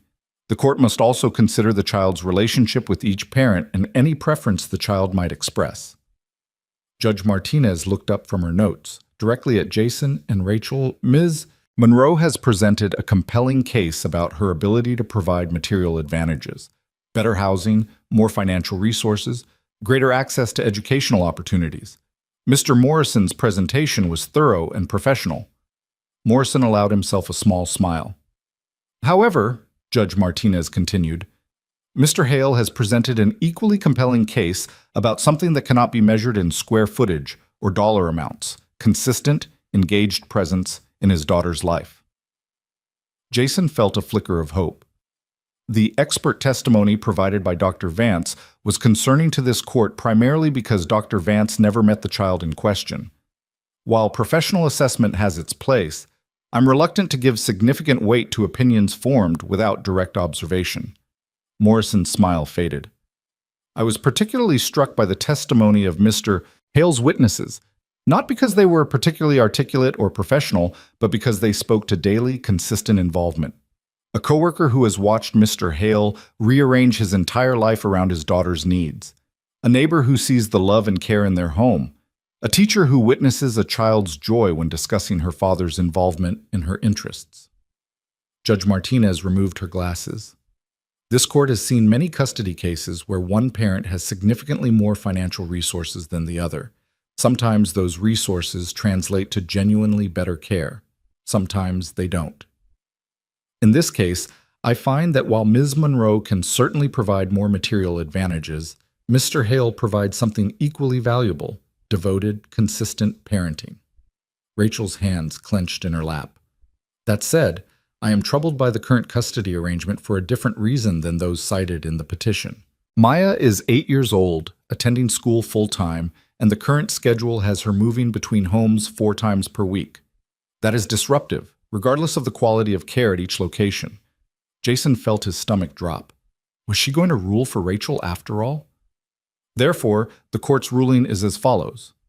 The courtroom door opened. Everyone turned. Patricia, Rachel's mother, stood in the doorway holding Maya's hand. "I'm sorry to interrupt, Your Honor," Patricia said, her voice shaking. "But Maya insisted on being here. She said she had something important to say." Judge Martinez's expression shifted to surprise, then concern. "Mrs. Monroe, this is highly irregular. Children are not typically present for custody rulings. I know, Your Honor, but she wouldn't stop crying. She said nobody was listening to what she wanted." Maya pulled away from her grandmother and ran down the courtroom aisle, her school backpack bouncing against her shoulders, her face streaked with tears. She ran straight to Jason. He caught her as she wrapped her arms around his neck, sobbing into his shoulder. Jason held her, his own eyes burning with tears he'd been holding back for weeks. "I'm sorry, baby," he whispered. "I'm so sorry." "Don't let them take me away from you, Daddy. Please don't let them." The courtroom was silent. Morrison had half risen from his seat. Rachel sat frozen, her hand over her mouth. Judge Martinez watched the scene with an expression that was impossible to read. Finally, she spoke. "Maya, is it?" Maya turned in Jason's arms but didn't let go of him. "Yes, ma'am." "Would you like to talk to me?" Maya nodded, wiping her nose on her sleeve. Judge Martinez gestured to the witness stand. "Come on up here." Maya looked at Jason. He nodded, even though every instinct told him to hold her tighter and never let go. She climbed down from his lap and walked to the witness stand, her small form dwarfed by the large chair. The bailiff brought over a phone book for her to sit on so she could see over the bench. Maya sat, her legs swinging, her hands gripping the armrests. "Maya, do you know why your parents are here today?" Judge Martinez asked, her voice gentler than it had been all morning. "Because they're fighting about where I should live. And do you understand what that means? It means maybe I won't get to see Daddy as much. How does that make you feel?" Maya's chin trembled. "Scared. And sad. Really, really sad." "Can you tell me why?" "Because Daddy takes care of me. He makes my breakfast and helps me with homework and plays guitar with me and reads me stories. He knows I don't like my sandwich crusts and I need the closet light on at night. And when I have a bad dream, he stays with me until I'm not scared anymore." Judge Martinez nodded. "Those are important things. Does your mother do these things too?" "Sometimes. But Mommy works a lot. She travels and has meetings, and sometimes she's really tired. I love Mommy, but Daddy is the one who's always there." Rachel made a sound somewhere between a sob and a gasp. "Maya," Judge Martinez said carefully, "if you could choose where you wanted to live, what would you choose?" Morrison stood. "Your Honor, I must object. The child is 8 years old and cannot possibly understand the complexity." Overruled. "The child has already interrupted these proceedings. We might as well hear what she has to say. Continue, Maya." Maya looked at her mother, then at her father, then back at the judge. "I like having 2 houses. I like being with both of them. But if I can only pick one..." Her voice got very small. "I want to stay with Daddy." Rachel's professional composure shattered completely. She began to cry, not quietly, but with the full force of a mother hearing her child choose someone else, hearing the truth about her absences finally spoken aloud. Jason felt his own tears spill over. This was what he'd wanted, for Maya's voice to be heard, for her preference to matter. But watching Rachel break apart, seeing the pain on her face, Jason felt no triumph, only sadness that love had been forced into competition, that presence and provision had been placed on opposite sides of a courtroom. Maya climbed down from the witness stand and ran to her mother. "I'm sorry, Mommy. I still love you. I love you so much. But Daddy needs me more." Rachel gathered Maya into her arms, holding her daughter while she cried. "I'm sorry, baby. I'm so sorry." Judge Martinez gave them a moment, then cleared her throat. "This court will take a 15-minute recess. I suggest both parents use this time to speak with their daughter, When we reconvene, I'll issue my final ruling." The gavel fell. Jason stood on shaking legs and walked to where Rachel held Maya. For a moment, the three of them just stood there, a family broken and trying to figure out how to be whole again. "Rachel," Jason said quietly. She looked up at him, mascara running down her face, all her courtroom polish gone. "I don't want Maya to have to choose," Jason said. "I never wanted that." "Neither did I, but Alan said—" Rachel stopped, looked at her expensive lawyer sitting at his table reviewing notes, already moving on to his next case. "Alan said a lot of things that made sense when he was explaining them but feel wrong now." "So what do we do?" Rachel wiped her eyes, leaving black smudges on her hands. "I don't know. What does Maya need? Not what I want, not what you want. What does she actually need?" They both looked down at Maya, who was holding both their hands, looking between them with hope dawning in her tear-streaked face. "She needs both of us," Jason said, "not fighting, not competing, both of us actually being her parents. But the schedule. Judge Martinez is right that moving 4 times a week is a lot. Then we change it, week on, week off, or 5 days, 2 days, whatever works best for Maya's school and activities. We figure it out together, not through lawyers." Rachel was quiet for a long moment. Then she turned to Alan Morrison. "Alan, I need to speak with you privately." They stepped into the hallway. Jason sat on the courtroom bench with Maya in his lap, holding her the way he had when she was tiny and the world was simpler. "Did I do the right thing, Daddy, coming here?" "You spoke your truth, baby. That's always the right thing." "Is Mommy mad at me?" "No, she's not mad. She's just sad that she hasn't been there as much as she wanted to be." "Can she be there more now? Can things be different?" Before Jason could answer, Rachel returned with Morrison trailing behind her, looking irritated. Rachel approached the bench where Jason and Maya sat. Her eyes were red but clear, her expression resolved. "I'm withdrawing my petition," she said. Jason's breath caught. "What?" "I'm withdrawing it. Alan thinks I'm crazy, but I'm doing it anyway." "Rachel, you were right, Jason. Not about everything, but about the important thing. Maya doesn't need a bigger house. She needs us, both of us, working together instead of fighting. And she's right that you've been more present than I have. I convinced myself that providing financially was enough, but it's not. It's never been enough." "You're a good mother. I know I am, but I could be a better one. And dragging you through court, trying to take away the custody arrangement that's working, fighting over our daughter like she's territory to be won. That's not making me a better mother. It's just making all 3 of us miserable." Morrison stepped forward. "Ms. Monroe, I strongly advise against this decision. We have an excellent chance of—" "I don't care about chances, Alan. I care about my daughter. And my daughter is sitting here choosing her father because he shows up for her every single day, and I can either fight that or I can learn from it." "You're making an emotional decision." "I'm making the right decision. We're done here. Send me your final bill." Morrison looked like he wanted to argue further, but something in Rachel's expression stopped him. He gathered his materials with sharp, angry movements and left the courtroom. Judge Martinez returned, taking her seat with a raised eyebrow at the scene before her. Rachel standing with Jason and Maya, the 3 of them together instead of on opposite sides. "Has something changed?" the judge asked. Rachel approached the bench. "Yes, Your Honor. I'm formally withdrawing my petition for modification of custody."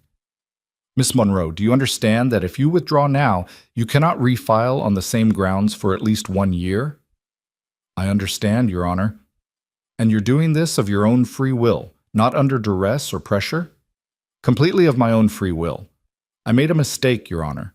I let someone convince me that resources mattered more than relationship, that stability was about houses instead of hearts. My daughter just set me straight." Judge Martinez looked at Maya, then at Jason, then back at Rachel. "Miss Monroe, I've been on this bench for 17 years. I've seen thousands of custody cases. What I almost never see is a parent having the wisdom and courage to recognize when they're wrong and the grace to correct it. That speaks very highly of your character." Rachel's voice wavered. "Thank you, Your Honor. The petition is withdrawn. The current custody order remains in effect. However, I'm going to strongly recommend that both of you work together to modify the schedule to something less disruptive for Maya. Perhaps week on, week off, or a 5-2 split. The court can facilitate mediation if you need it, or you can work it out privately. We'll work it out, Jason said, looking at Rachel.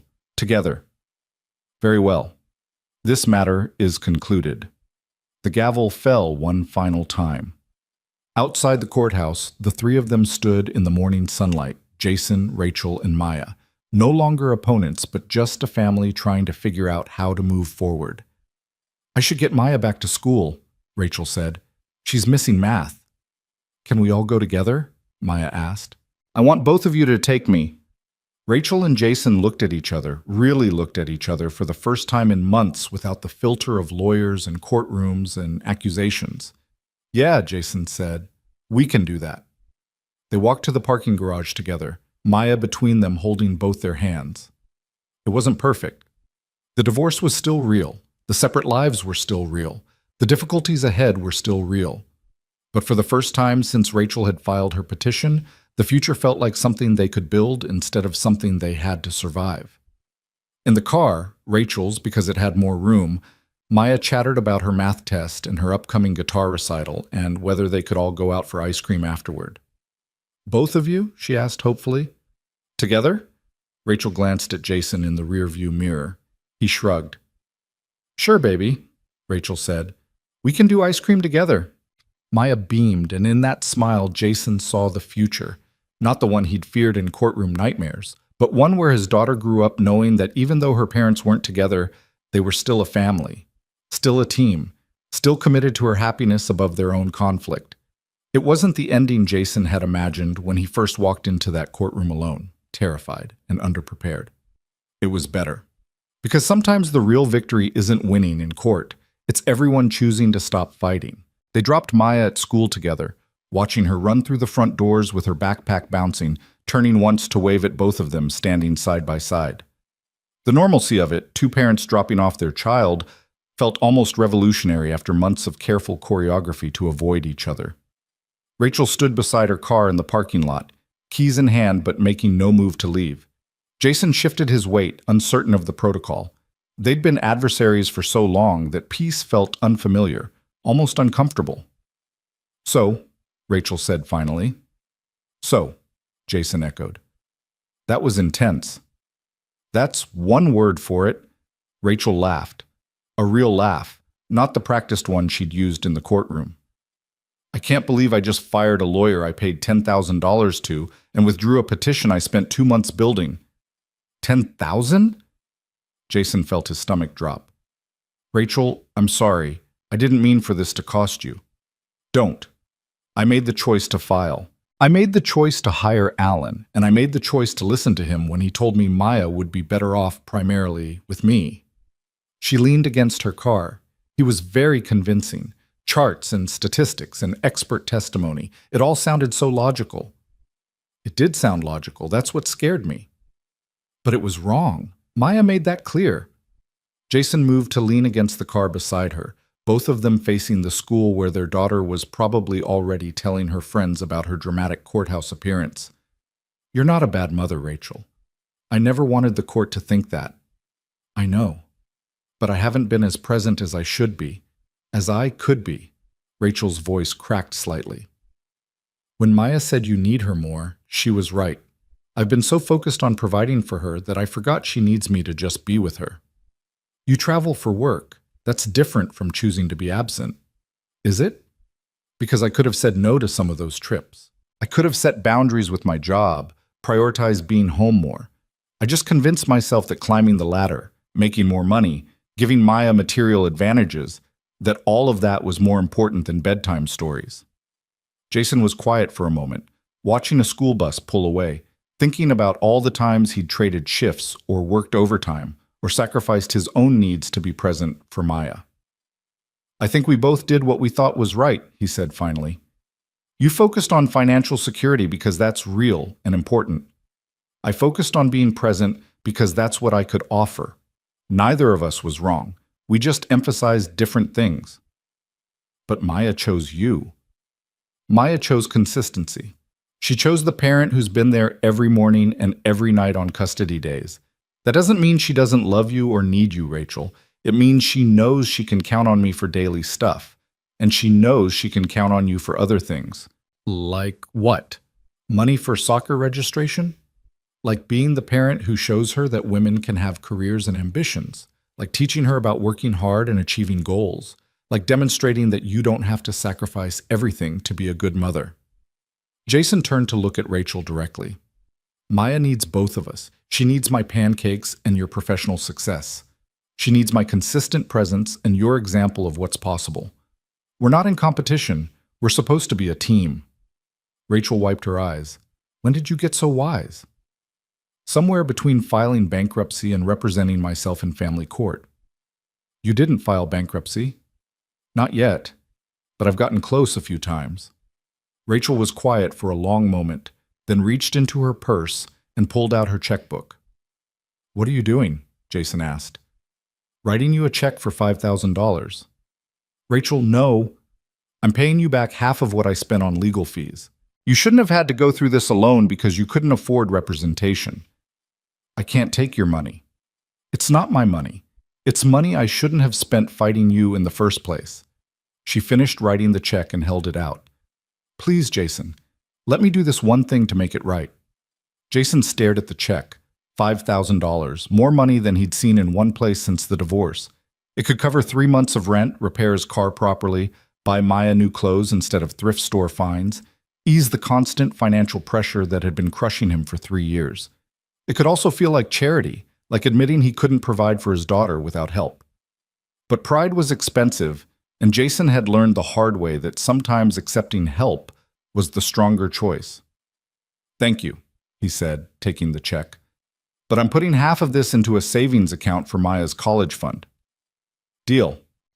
They stood in the parking lot a while longer, neither quite ready to return to their separate lives. Other parents came and went, dropping off forgotten lunchboxes and permission slips, the ordinary chaos of school mornings that Jason and Rachel had once navigated together. We should probably figure out that schedule change Judge Martinez mentioned, Rachel said. The 4 times a week thing really is a lot for Maya. What were you thinking? Maybe week on, week off? That way Maya has stability at each house for longer stretches, and we both get real time with her instead of these quick handoffs. Jason considered it. Week on would mean 7 straight days without Maya, 7 days of coming home to an empty apartment, 7 nights of no bedtime stories or morning pancakes. But it would also mean 7 uninterrupted days with her when she was there. No rushing to pack bags every few days, no constant transitions. What about school stuff? What if she has a project due on my week but it was assigned on your week? We communicate better. We use a shared calendar, text about homework, actually talk to each other about what's going on in her life instead of treating her like a package we're transferring. You're right. We should have been doing that all along. We were angry and hurt and doing the best we could with what we had. Rachel pushed off from the car. But we can do better now. We have to. Agreed. Rachel opened her car door, then paused. Maya's guitar recital is Friday night. Are you going? Of course. I've been helping her practice for weeks. Could I come too? Not to intrude on your custody time, but just to watch her perform? Jason felt something shift in his chest, the first real movement toward co-parenting instead of parallel parenting. She'd love that. It's at the community center at 7. I'll be there. Rachel climbed into her car, started the engine, then rolled down the window. Jason, thank you for not making me the villain. You could have. God knows you had reason to, but you didn't. You're Maya's mother. Whatever else we are to each other, that comes first. Yeah, it does. She drove away, and Jason stood in the school parking lot feeling like he'd survived a storm and emerged into unexpected sunshine. The custody battle was over. The fear that had haunted him for months was gone. Maya was still his daughter, still splitting time between both parents, still loved by both of them. He'd won. Except it didn't feel like winning. It felt like everyone had finally stopped losing. That evening, Jason picked Maya up from Rachel's house for his custody days. Rachel answered the door with Maya already packed and ready, bouncing with excitement to tell Jason about her day. And then Mrs. Patterson said I could be line leader tomorrow, and Tommy said his dog had puppies. And can we get a dog, Daddy? Please? We'll talk about it, Jason said, the universal parent response for maybe never. Rachel smiled at their familiar exchange. I put her soccer uniform in the bag. Practice is Wednesday at 6. Got it. I switched shifts so I can get her there by 5:45. You don't have to do that every time. I could take her some weeks. Really? Really? We're supposed to be a team, remember? Maya looked between them, her expression hopeful. Does this mean you're not mad at each other anymore? Jason and Rachel exchanged glances. We were never mad at each other, baby, Rachel said. We were just confused about what was best for you, but we figured it out. Good, because it was really sad when you were fighting. After Jason and Maya left, driving home through evening traffic with Maya chattering about puppies and line leader duties and the science project they'd be starting next week, Jason felt something he hadn't felt in months. Peace. Not happiness exactly, because there was still the ache of divorce, the reality of a family split between two homes, the knowledge that he'd never get back those early years when they'd all been together. But peace. The bone-deep relief of no longer living in fear. At home, they made spaghetti together, Maya's special request from before the final hearing. She stood on a step stool at the counter, carefully measuring pasta while Jason heated the sauce they'd made from scratch the previous week. Daddy? Yeah, baby? I was really scared today, at the courthouse. Jason's hand stilled on the wooden spoon. I know you were. That was very brave of you to speak up anyway. Grandma said I shouldn't go in, that it was for grown-ups. But I had to. I had to tell the judge that I wanted to stay with you. Do you know what that meant to me? Hearing you say that? Maya looked up at him with those serious 8-year-old eyes that sometimes seemed far older. Did it mean you knew I loved you? I already knew you loved me, but it meant you trusted me enough to tell the truth even though it was scary. That's the most important kind of love there is. The judge was nice. She didn't seem mad that I interrupted. Judge Martinez understood that sometimes kids need to be heard too. They ate dinner at their small table, Maya telling him about every detail of her day while Jason listened and asked questions and felt grateful for the ordinary miracle of his daughter's presence. After dinner, homework, math problems that Maya found easy, and a reading assignment about dolphins that she found fascinating. Then bath time, which somehow always resulted in water all over the bathroom floor. Then the ritual of brushing teeth, picking out tomorrow's clothes, finding the right stuffed animals for bed. 3 stories tonight? Maya asked hopefully, already tucked under her star-patterned comforter. 1.5. It's a school night. 2? 1 3/4. Final offer. Deal. Jason read from Maya's current favorite, a fantasy about a girl who could talk to trees, and by the middle of the 2nd story, Maya's eyes were drooping. Daddy? She murmured, half asleep. I'm glad I get to keep living here. Me too, baby. Me too. He stayed in the doorway after turning out the light, watching his daughter sleep in the room that was hers because he'd given up having his own room. Watching her breathe peacefully in the apartment that was small but filled with love. Watching the child who'd chosen him, who'd stood in a courtroom and said, I want to stay with Daddy. Later, lying on his pull-out couch, Jason pulled out his phone and opened his banking app. The check from Rachel would clear in a day or two. $5,000. More money than he'd had at one time since before the divorce. He opened a new note on his phone and started a list. What to do with the money. Pay rent 3 months ahead, security fix car transmission properly. No more temporary repairs. Buy Maya new winter coat. Not secondhand this time. Start college fund, even if it's just $500 to begin. Maybe therapy for me. Process everything that just happened. Save the rest for emergencies. It was practical, responsible, exactly what he should do with an unexpected windfall. But Jason also added one more line. Take Maya somewhere special. Make a memory. Because yes, financial security mattered, but so did the moments that made up a childhood, the adventures that became stories she'd tell her own children someday. The next few weeks fell into a new rhythm. Jason and Rachel worked out the details of their modified schedule, week on, week off, with both parents attending Maya's activities regardless of whose custody week it was. They created a shared calendar, started a group text where they coordinated school events and doctor appointments, and the million small details of raising a child. It wasn't seamless. There were still moments of tension, still disagreements about parenting choices, still the fundamental awkwardness of being divorced people who had to interact regularly. But it was better. So much better than the war they'd been waging. The first week Jason had Maya under the new schedule felt both longer and shorter than the old arrangement. Longer because 7 days stretched out with real routine and rhythm instead of quick snapshots. Shorter because time with Maya always passed too fast.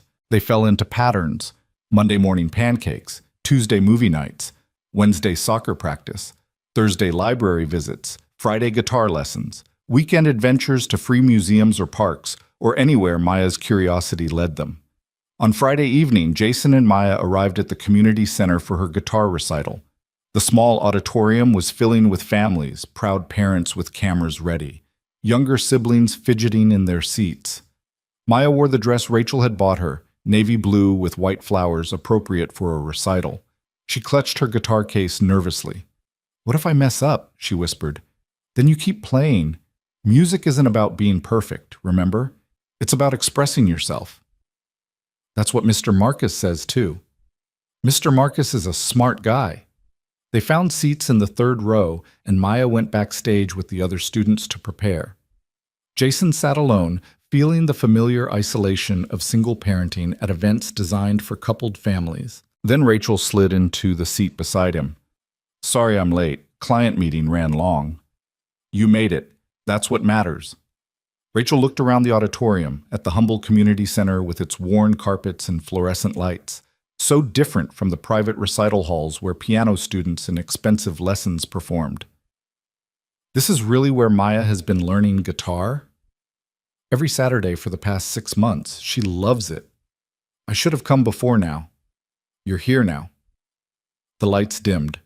Maya was third in the lineup, performing a simple folk song that she'd been practicing for weeks. When she walked onto the stage with her guitar, looking tiny in the spotlight, both Jason and Rachel sat forward in their seats. Maya's fingers found the strings. The first few notes were tentative, uncertain.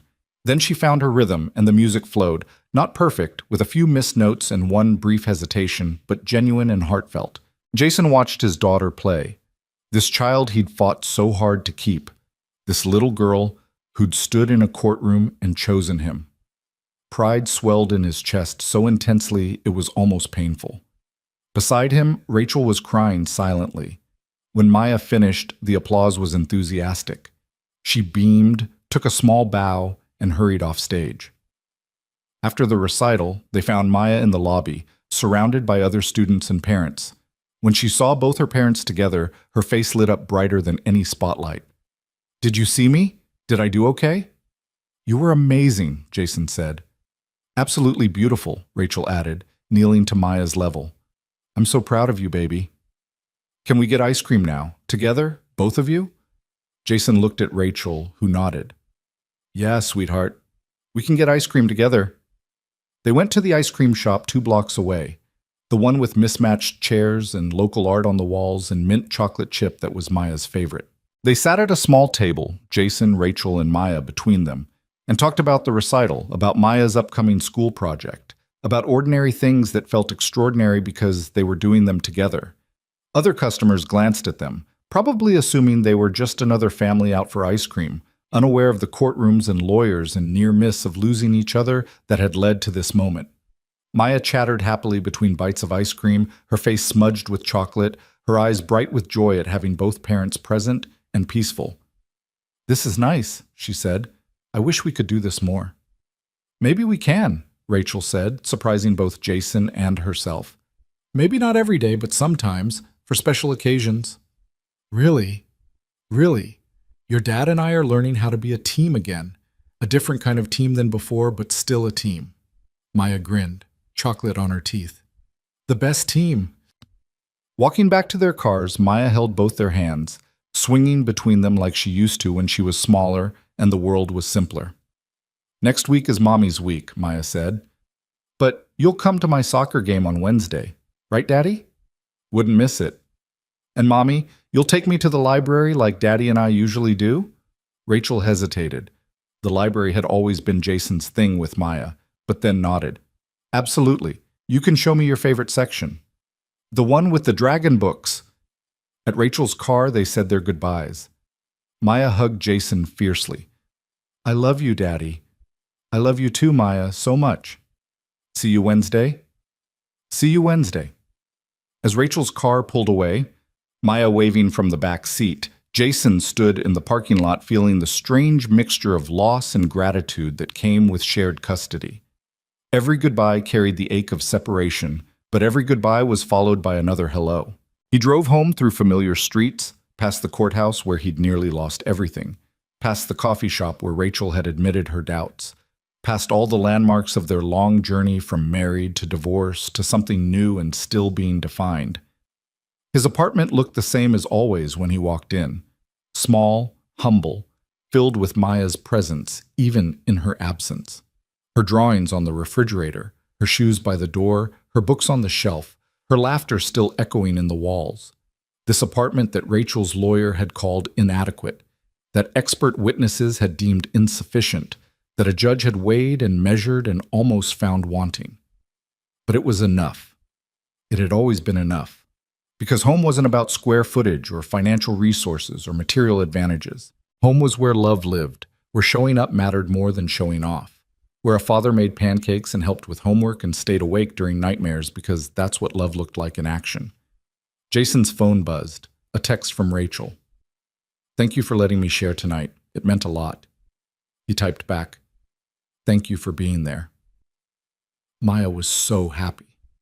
3 dots appeared, disappeared, appeared again. Then, I'm going to do better. I'm going to be more present. I don't know exactly how yet, but I'm going to figure it out. I believe you. Jason? Yeah? You were right. In court, when you said love can't be measured in bank statements, you were right. You were right too. About resources mattering. Maya needs both. Your stability and my presence. That's why shared custody works. We really are a team, aren't we? Just a weird divorced version of one. The weirdest. But it's working. Yeah, it is. Jason set down his phone and looked around his quiet apartment. Tomorrow morning, there would be no Maya asking for pancakes, no school uniform to find, no backpack to pack. The loneliness of the week without her stretched ahead, 7 days that would feel empty despite his work and friends and his own life. But then there would be 7 days with her, 7 mornings and 7 nights, and 7 chances to be the father Maya had chosen, had fought for, had stood in a courtroom and defended. He pulled out his couch bed, changed into pajamas that had seen better days, and lay in the dark thinking about everything that had happened. The filing of the petition, the terror of representing himself, the testimony and cross-examinations, the fear that had consumed him for months. And then Maya, running down the courthouse aisle, choosing him, saying the words that had changed everything.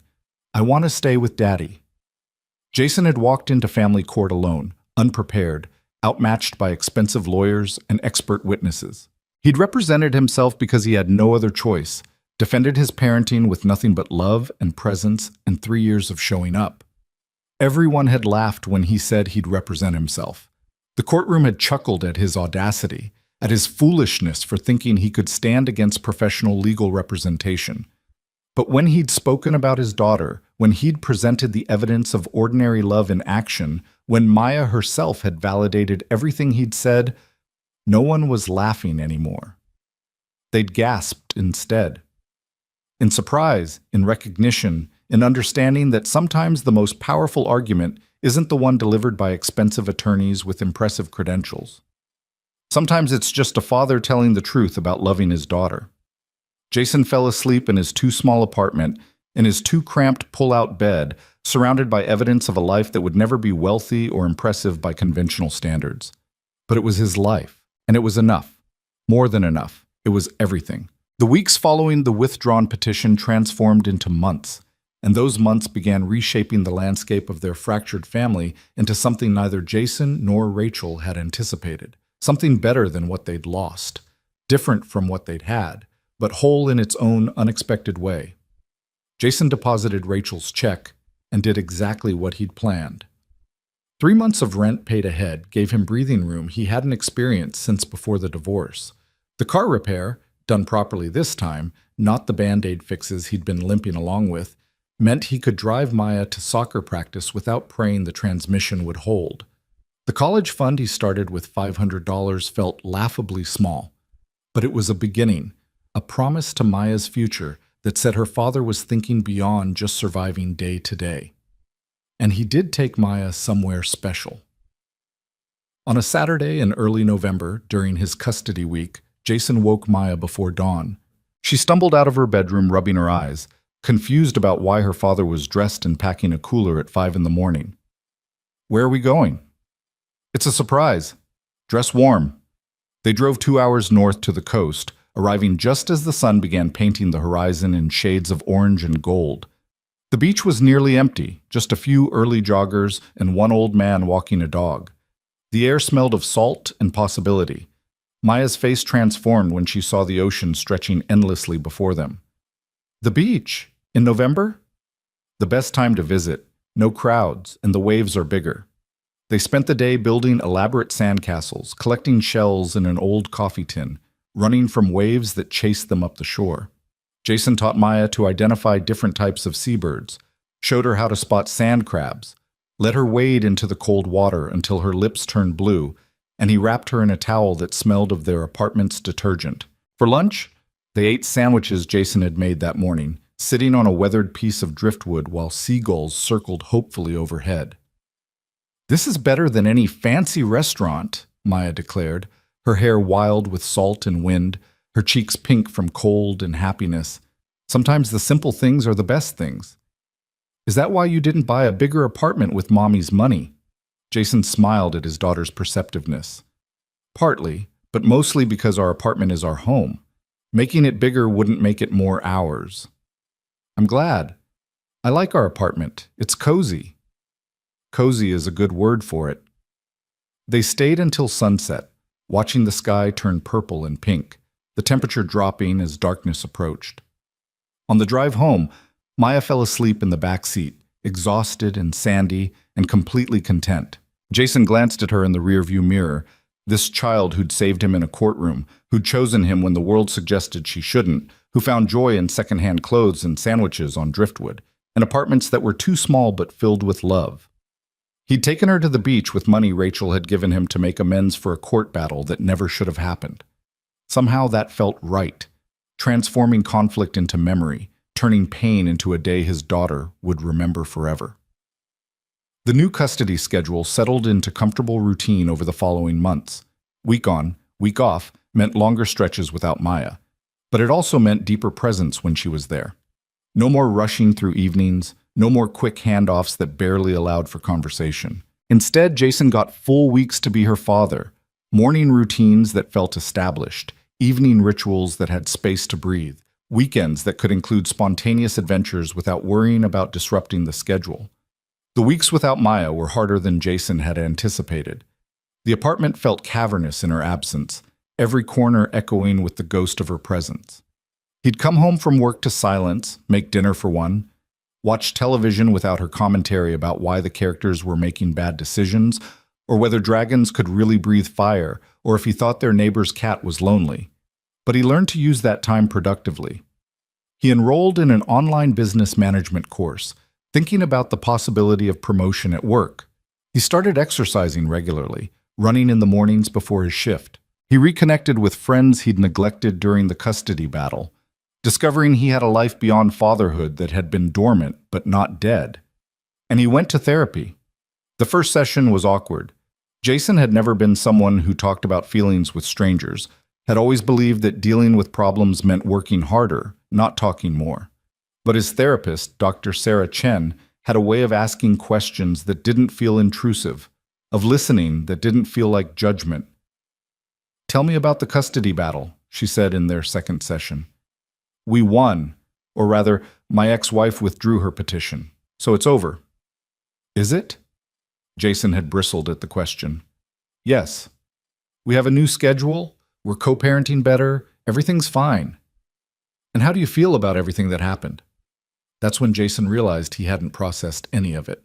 He'd been so focused on surviving, on getting through each day and each hearing and each moment of terror that he'd lose Maya, that he'd never actually dealt with the emotional aftermath. So he talked about the fear that had consumed him for months, about the inadequacy he'd felt standing alone in court while Rachel had professional representation, about the anger at a system that seemed to value money over presence, about the guilt that maybe Rachel had been right, that maybe Maya did deserve better than a one-bedroom apartment and a father who worked irregular hours. "Do you still believe that?" Dr. Chen asked. "That Maya deserves better than you?" Jason thought about it. "No, not better. Just that she deserves everything, and I can't give her everything. Can any parent give their child everything? Rachel can give her more. More things. Can she give her more love, more presence, more of herself?" That's when Jason understood. He'd been measuring himself against an impossible standard, comparing his limitations to someone else's strengths while ignoring his own value.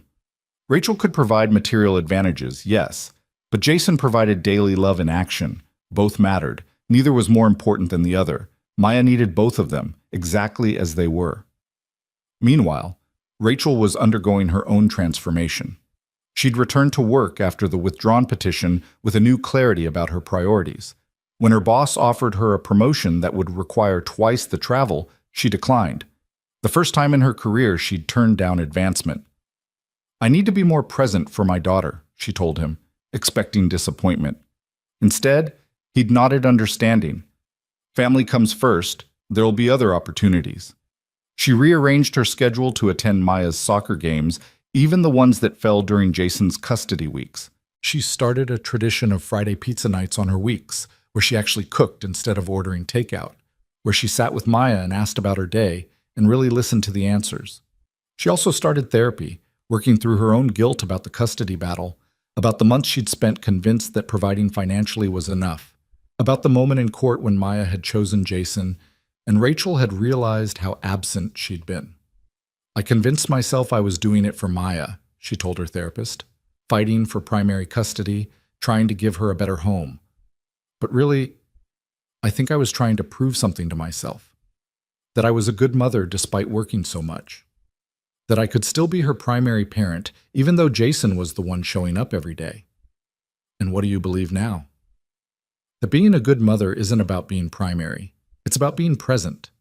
And I'm learning how to do that." On a Wednesday evening in January, both Jason and Rachel showed up to Maya's soccer game. It was Rachel's custody week, but Jason had started attending games regardless of the schedule, and Rachel never objected. They sat together on the cold metal bleachers, watching their daughter play midfielder with enthusiastic, if not particularly skilled, determination. "She's gotten better," Jason observed as Maya stole the ball from an opponent and kicked it toward her teammate. "The coach says she has good instincts. Not the fastest or most coordinated, but she reads the game well. She gets that from you. Strategic thinking." Rachel glanced at him, surprised. "You think so?" "Absolutely. I'm the pancake maker. You're the problem solver." They fell into companionable silence, cheering when Maya's team scored, groaning when the other team countered, living the ordinary experience of being parents at their child's sporting event. After the game, Maya ran to them both, sweaty and grass-stained and grinning. "Did you see my assist? I passed to Emma and she scored." "We saw," Rachel said. "That was excellent teamwork." "Can we get burgers? I'm starving." Jason and Rachel exchanged glances. These moments still required negotiation, the unspoken question of whether co-parenting extended to shared meals or if boundaries should be maintained. "Sure," Rachel said. "My treat." At the burger restaurant, they sat in a booth, Maya between her parents, ketchup on her chin, talking non-stop about the game and her teammates and the science fair project she was planning about whether plants could hear music. Other diners probably assumed they were just another family, together and whole. They couldn't see the divorce papers filed 3 years ago, the custody battle that had nearly torn them apart, the courtroom where everything had almost been lost. And maybe that was okay. Maybe this version of family, imperfect, unconventional, built from the wreckage of what had been, was just as valid as the traditional model. "Mom, can I sleep at Dad's apartment tonight?" Maya asked suddenly. "I left my science textbook there and I need it for homework tomorrow." Rachel hesitated. It was her custody week, and the schedule mattered for establishing routine. But Jason caught her eye and gave a small nod that said, "It's okay. We can be flexible." "Sure, baby," Rachel said. "I'll pick you up tomorrow morning before school." "Can you both take me to school? Like, after the court thing?" Jason and Rachel looked at each other, both remembering that morning when they'd driven Maya to school together, both of them raw from the courtroom, trying to figure out how to move forward. "That was a special circumstance, sweetheart," Rachel said carefully.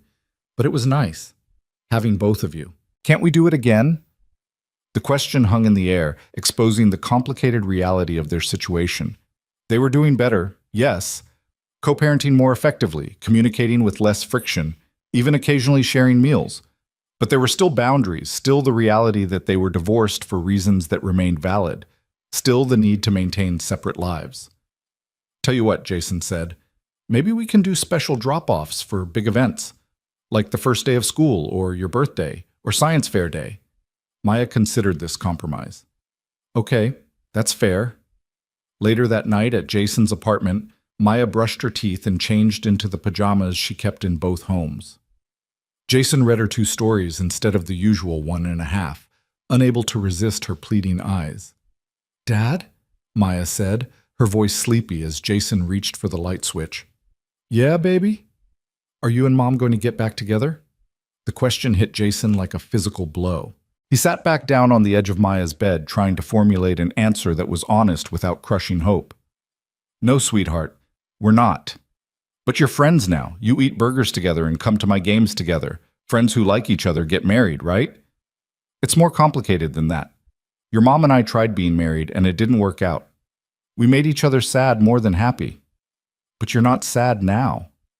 That's because we're not trying to be married anymore. We're being your parents, which we're much better at when we're not married to each other."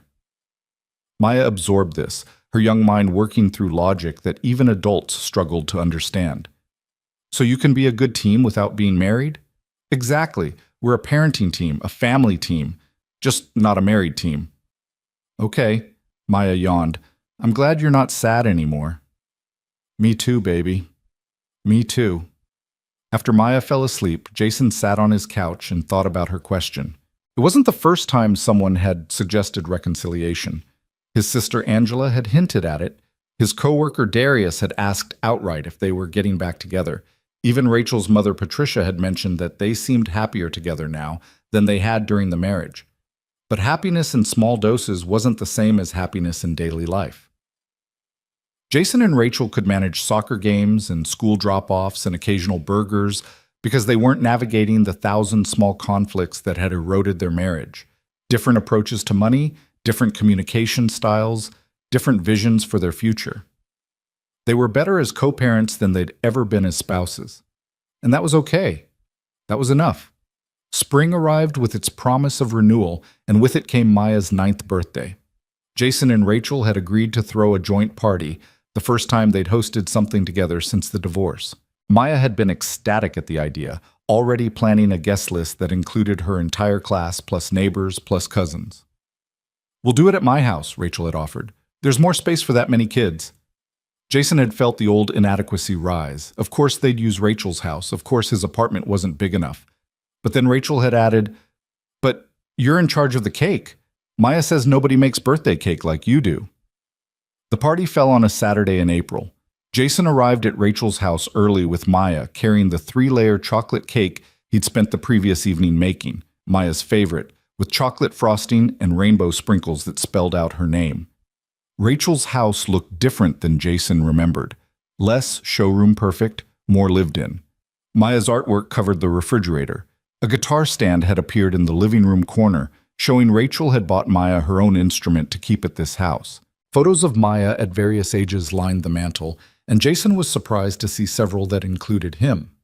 Family photos from before the divorce that Rachel had apparently chosen to keep displayed. "The cake looks amazing," Rachel said, clearing space on the kitchen counter. 3 layers might have been ambitious. "It's perfect." They worked together to set up the backyard, Rachel stringing lights while Jason assembled tables and chairs rented for the occasion.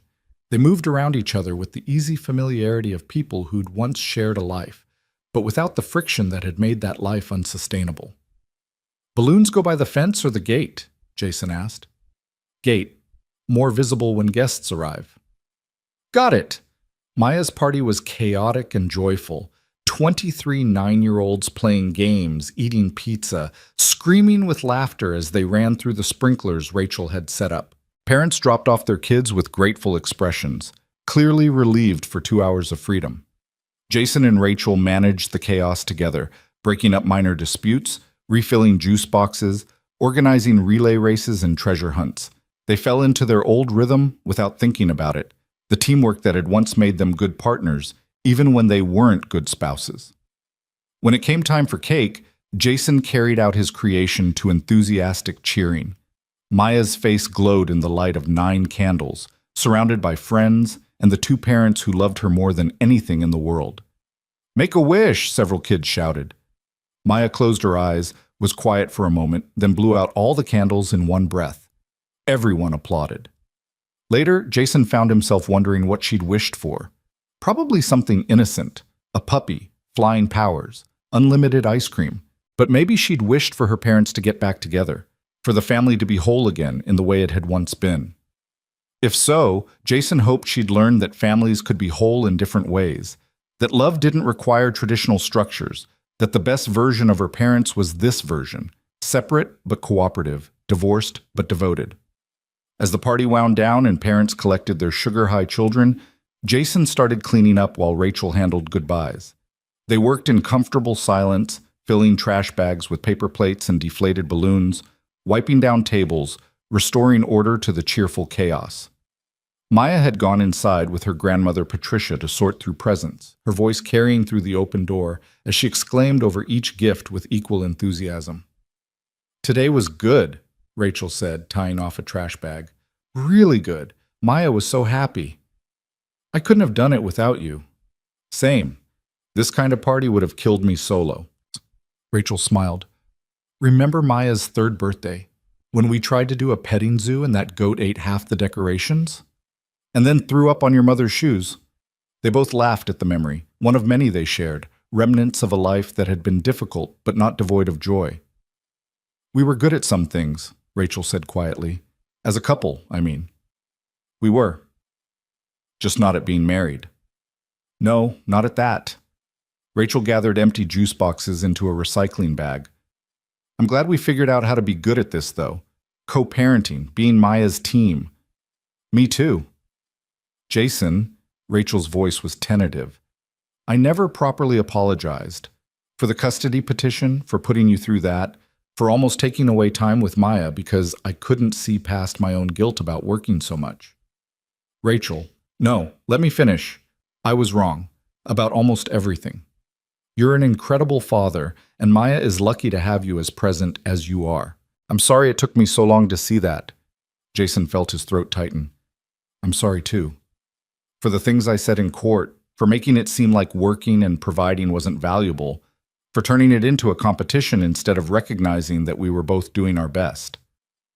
They stood in Rachel's backyard as the sun began to set. 2 people who'd loved each other once and failed at it, but who'd found something more sustainable in the wreckage: respect, cooperation, shared purpose. "We make a good team," Rachel said. "The best kind. The Maya kind." Through the window, they could see Maya showing Patricia a new board game, her hands animated as she explained the rules, her face still glowing from the best birthday she'd ever had. The following months continued the pattern of gradual healing and adjustment. Jason got his promotion at work, supervisor to assistant manager, with a salary increase that meant he could finally breathe financially without constant anxiety. He started looking at 2-bedroom apartments, thinking Maya should have her own room without him having to sacrifice his couch. But when he mentioned it to Maya, she'd surprised him. "But I like our apartment. It's home." "You could have more space. Your own room with a door that closes." "I already have my own room, and I like that we're close. I like hearing you in the next room when I fall asleep." So Jason stayed in their small apartment, but he upgraded a few things.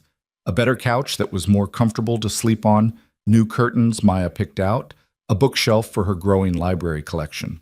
He continued to build the college fund, depositing a little each month, watching it grow with pride, even though it would be years before Maya needed it. Rachel also made changes. She'd been offered another promotion, this one local, no extra travel required. She accepted, her career advancing in a way that didn't require sacrifice of her presence. She also started dating, a colleague from another division, someone kind and stable who understood that Maya came first. When Rachel mentioned she was seeing someone, Jason had felt an unexpected pang. Not jealousy exactly, but something adjacent to it, a ghost of what they'd once meant to each other. "That's good," he'd said, meaning it. "You deserve happiness." "So do you. Are you seeing anyone?" "No time, between work and Maya and trying to have something resembling a life." "You should. You're a catch, Jason Hale. A catch living on a pull-out couch in a one-bedroom apartment. A catch who makes birthday cakes from scratch and shows up for every school event and loves his daughter enough to represent himself in court." Rachel smiled. "The right person will see that." Maybe someday Jason would believe it enough to try. For now he was content with the life he had. Imperfect? Yes, but his. Genuinely, completely his. In June, Maya's school held its annual science fair. She'd been working on her plant music project for months, carefully documenting which plants grew taller when exposed to classical music versus rock versus silence. Her hypothesis that plants preferred classical music had been proven wrong when the rock music plants grew tallest, which had delighted her immensely. Both Jason and Rachel attended the science fair, walking through the gymnasium filled with poster boards and young scientists explaining their projects with varying degrees of confidence. Maya's presentation was enthusiastic, if not entirely scientific. "So basically, plants like loud music. Maybe because it's more fun. I don't know, but look how tall this one got." The judges, teachers and parent volunteers, asked questions Maya answered with cheerful speculation. When they moved on, Maya turned to her parents with anxious eyes. "Do you think I'll win?" "I think you did great," Jason said. "But winning isn't the point," Rachel added. "Learning is the point. Did you learn something?" "I learned that my hypothesis can be wrong, and that's okay, because science is about testing ideas, not about being right all the time." "That's exactly right." Maya didn't win the science fair. That honor went to a sixth grader who'd built a working solar oven. But she received an honorable mention for her enthusiastic presentation style, which she accepted with a bow that made everyone laugh. Afterward, the three of them went out for ice cream, their tradition for celebrating things big and small. They sat at their usual table by the window, Maya between her parents, chocolate chip on her nose as she discussed her plans for next year's science fair. "I'm thinking something with rocks, or maybe volcanoes. Do you think I could build a volcano?" "Absolutely," Jason said. "We'll figure it out." "We'll need to start earlier, though," Rachel said. "Give you more time to document everything properly. You'll both help?" Jason and Rachel exchanged glances, the unspoken question of whether they'd still be maintaining this level of cooperation next year, whether the truce they'd built would last, or whether old conflicts would resurface and divide them again. But looking at Maya's hopeful face, her trust that her parents would be there for her volcano project, and everything else that mattered, Jason felt certain. "We'll both help," he said. "Promise?" "Promise." That night, after dropping Maya at Rachel's house for her custody week, Jason drove home through the familiar streets of his neighborhood. He passed the courthouse where he'd fought for his daughter, past the coffee shop where Rachel had admitted her doubts, past all the landmarks of their journey from combat to cooperation. His apartment building looked shabby in the summer twilight, the paint peeling more than he remembered, the parking lot's cracks more prominent. But lights glowed in windows where neighbors lived their own complicated lives. And somewhere inside was his small space with Maya's drawings on the refrigerator and her guitar in the corner and her books on the shelf. Jason climbed the stairs to his third-floor apartment, unlocked the door, and stepped into the quiet that still felt too loud after years of Maya's constant chatter. But it was a peaceful quiet now, not a lonely one. Because Maya would be back in 4 days, and in the meantime, Jason had a life that was his own. Work he was good at, friends he was reconnecting with, a therapist who helped him process everything he'd been through. He'd survived the worst fear of his life, losing his daughter to a custody battle he seemed destined to lose. He'd stood alone in a courtroom while people laughed at his audacity, faced an expensive lawyer with nothing but truth and love, represented himself when everyone said he'd fail. And then Maya had run down that courthouse aisle and chosen him. "I want to stay with Daddy." Those 5 words had changed everything. Not because they won him the custody battle, Rachel had withdrawn before a ruling came, but because they validated everything Jason had sacrificed, every shift traded and every dinner made and every bedtime story read when he was exhausted beyond measure. Being present had mattered, showing up had counted. Love in action had been enough. Jason pulled out his phone and scrolled to the photo he'd taken at Maya's birthday party. Maya between her parents, her face radiant with joy, both adults smiling at the camera in a moment of genuine peace. They looked like a family. Not the traditional kind, not the kind that lived together or shared a last name on a mailbox or filed joint tax returns, but a family nonetheless, bound by love for a child, by commitment to co-parenting, by the hard-won understanding that sometimes the best version of a relationship is one that's been reimagined entirely. Jason set down his phone and looked around his small apartment. Tomorrow he'd go to work. Next week he'd pick up Maya for his custody time. Next month there would be soccer games and guitar recitals, and ordinary moments that added up to an extraordinary life. He'd come so close to losing it all, so terrifyingly close. But in the end, love had been enough. Presence had mattered. Showing up every day, making pancakes and helping with homework and being there for nightmares, all of it had added up to something that couldn't be measured in income brackets or square footage, but was valuable beyond measure nonetheless. Jason Hale had represented himself in family court because he had no other choice. He'd stood alone against professionals and experts and a system that seemed designed to favor financial resources over daily devotion. Everyone had laughed when he said he'd do it alone. But when he'd spoken about his daughter with nothing but truth and love, when Maya herself had validated everything he'd said by choosing him, when Rachel had realized that winning in court would mean losing what actually mattered, nobody was laughing anymore. They'd gasped instead, in recognition of something they'd almost lost sight of in the combat of custody battles and legal strategy and expert testimony. That being a parent wasn't about having more, it was about giving more of yourself. Jason stood at his apartment window, watching his neighborhood settle into night. Somewhere 4 miles away, Maya was probably already asleep in her room at Rachel's house, dreaming about volcano projects and soccer goals and whatever else filled the mind of a 9-year-old who knew she was loved by both her parents. In 4 days, she'd be back to chocolate chip pancakes and homework help and bedtime stories, back to their small apartment that was big enough for all the love they'd built inside it. Jason smiled at his reflection in the window, a man who'd fought the hardest battle of his life and won, not through legal expertise or financial resources, but through the simple, stubborn commitment to showing up.